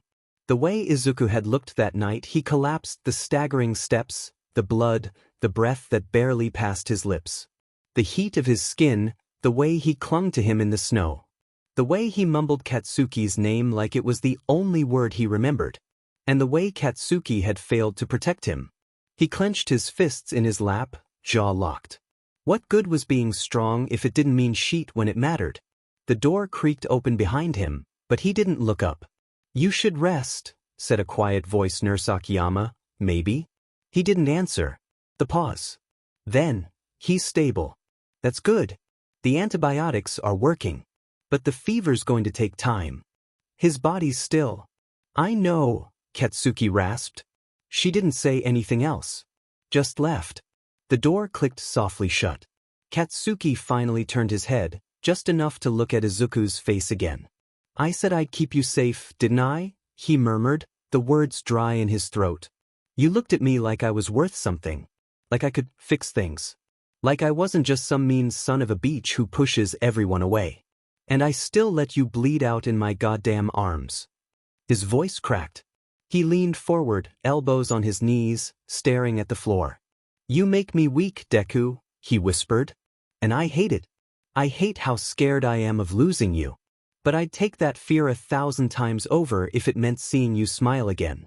So you don't get to quit now. You don't get to leave me behind." He looked up, swallowing hard. "Don't you dare decide to quit on me. Don't you dare." Izuku didn't move. A long silence settled over the room. The only sounds were the machines and the occasional sigh from the air vents. Katsuki scrubbed his hands over his face. He stood, finally, pacing the small room with jerky steps. He'd always hated hospitals. Too clean. Too quiet. Like they were pretending death didn't hang in the corners. He looked back at the bed. Still nothing. He crossed the room again, then stopped and pressed his fist against the wall, forehead resting just above it. He wanted to punch it, to scream, to tear the whole building down and build a world where this didn't happen. Where Izuku didn't almost die because of him. But he didn't move. Because every part of him was waiting. Listening. Hoping. A sound. Barely more than a breath. He turned so fast his vision blurred. Izuku's head moved. Just slightly. His fingers twitched against the blanket. "Deku." Katsuki moved to his side in an instant, hands hovering. Hey, if you can hear me, squeeze my hand. Just once." The pause. Then the faintest pressure around his fingers. Katsuki let out a breath that sounded like a sob. "You stubborn nerd," he whispered. "You stupid, unkillable idiot." Izuku's eyes didn't open. But his fingers curled a little tighter around Katsuki's hand. And Katsuki slowly, carefully brought their joined hands to his lips and pressed them there, eyes burning. He didn't say anything else. He didn't have to. The first thing Izuku saw when he woke was light soft and gold, spilling through a window, catching on the dust in the air like fireflies. The second thing he saw was Katsuki. Slumped in the chair beside him, arms folded, chin tucked against his chest. His face was gaunt with exhaustion, but peaceful. His coat had been replaced with hospital scrubs, rumpled and stained. There was a faint line across his cheek, likely from sleeping against the edge of the bed too many nights in a row. Izuku didn't move. Didn't speak. He just watched him, eyes brimming with something he didn't have the strength to name yet. Eventually, Katsuki stirred. His eyes blinked open, and when they landed on Izuku, his entire body snapped upright. The chair screeched back. His mouth opened, shut, then trembled. "You're Deku," he rasped. Izuku managed a weak smile. "Hey, Kaken." Katsuki swallowed hard. His lip quivered. "You a-hole. I know. You almost died. I know. I carried you through a Fendi blizzard. I know." Katsuki looked like he didn't know whether to hit him or hug him. Instead, he just stood there, fists clenched at his sides, breathing like he'd just finished running for miles. And then, all at once, his expression broke. And he dropped to his knees beside the bed. "I thought I lost you," Katsuki whispered, voice cracked and raw. Izuku's hand reached out, shaky and light, brushing against Katsuki's cheek. You didn't. Katsuki leaned into it. Just for a moment. Just enough to remember that he was still here. I can't lose you, he said. You hear me? You don't get to leave. Not before I say it. Izuku's fingers stilled. His breath hitched. Katsuki looked up at him. Eyes red. Jaw shaking. I love you. Izuku's eyes filled. The tears fell, hot and silent, down the sides of his face. Kaken. I'm sorry it took me so long, Katsuki said, voice trembling. I've been a goddamn coward. Angry. Confused. But you were always there. And I kept pushing you away, but you never let go. You never let me go. And I don't want to keep wasting time being too scared to say what you've known all along. Izuku gave a shaky laugh through his tears. You really do take your time. Shut up, Katsuki muttered, but his smile was soft and broken. I'm here now. And I'm not going anywhere. Izuku tugged at Katsuki's hand until he leaned in closer, and then he kissed him. It wasn't fiery. It wasn't frantic. It was slow. So, unspoken years folding between them, one breath at a time. When they finally pulled apart, Katsuki rested his forehead against Izuku's and whispered, "Let's go home." Izuku nodded, forehead still pressed against Katsuki's, lips barely brushing as he whispered back, "Yeah, let's go home." They stayed there for a while, unmoving, breathing each other in. For once, the world outside didn't press in on them with demands or expectations. There was no mountain, no snow, no silence sharp enough to cut. Just this. Just warmth. Eventually, Katsuki moved to sit on the edge of the bed. He was careful, slow, like he thought Izuku might still slip away if he didn't hold him right. Izuku shifted closer, resting his head against Katsuki's chest, eyes fluttering shut again, not from pain this time, but comfort. Katsuki ran his hand through Izuku's hair, brushing the sweat-damp curls away from his forehead, checking the bandages with a gentle kind of scrutiny. I asked the nurse how long you'd be out, he murmured. She said maybe a day or two. You slept for 3. Izuku hummed softly, like the news didn't surprise him. Had a lot to fight off. Yeah. Infection was bad. Fever too. You stayed? Of course I stayed. Katsuki's voice cracked. Where the hell else would I go? Izuku smiled against his chest. I dreamed about you. Every night. Even when I thought I was dying. Katsuki swallowed hard. I kept thinking if you just made it one more hour, one more day, then maybe I could say it right. You did. Still doesn't feel like enough. It is, Izuku said, and tightened his hand around Katsuki's. You are. They fell quiet again. But it wasn't empty this time. Outside the window, the sky was blooming with late afternoon light. Somewhere down the hall, someone laughed. Life was still moving. But for now, the world had narrowed to a single hospital bed, 2 broken boys stitched together by stubbornness and love and 1,000 things they never said until it was almost too late. Katsuki leaned back slightly, just enough to look at him. I'm gonna find us a place, he said. With a roof that doesn't leak. A porch. Maybe a DMN fireplace that actually works. Izuku blinked slowly, exhaustion tugging at the corners of his eyes. Yeah. Katsuki touched his cheek. You'll get better. We'll figure it out. Together. Izuku smiled, soft and sleepy and full of something that looked like peace. You're such a softie when no one's looking. Don't push it, Deku. But he didn't pull away.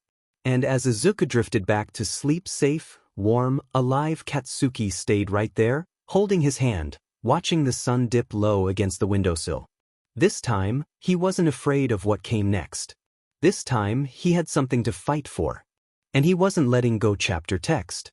The ranch sat quiet in the early morning, wrapped in frost-kissed gold as dawn broke over the hills. The house had been repainted last summer a soft, warm cream with forest green shutters that Izuku had insisted on, saying it reminded him of spring no matter the season. The pastures stretched wide, open and gentle, dotted with grazing horses and low wooden fencing Katsuki had rebuilt himself, post by post. There was a barn now, a real one with a loft and a workbench, and a proper roof that didn't leak. The land still needed work, always would, but they were patient with it. Patient the way they'd learned to be with each other.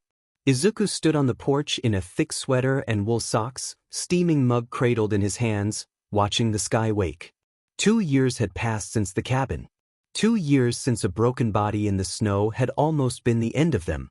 He could still feel the ghost of that winter, sometimes in the ache of his left arm when it rained, in the phantom sting of fever dreams, in the way Katsuki would sometimes look at him like he still wasn't sure he was real. But it was different now. The pain didn't own him. Behind him, the door creaked open, and Katsuki stepped out, running a hand through his sleep-tousled hair. "You always wake up with the goddamn sun," he muttered, squinting. "You always act surprised," Izuku said with a smile, holding out the second mug he'd poured. Katsuki grunted but took it, brushing his shoulder against Izuku's as he leaned against the railing. The silence between them was easy, lived in. "I fixed the south fence yesterday," Katsuki said after a moment. "The horse kept knocking it loose." "You think it's the horse or your shitty carpentry?" "Say that again, I dare you." Izuku laughed, quiet and light, and leaned into his side. "I'm kidding. You've been amazing. With everything." Katsuki's hand found his. Fingers laced without thinking. "I know I've said it. But thank you. For not giving up on me."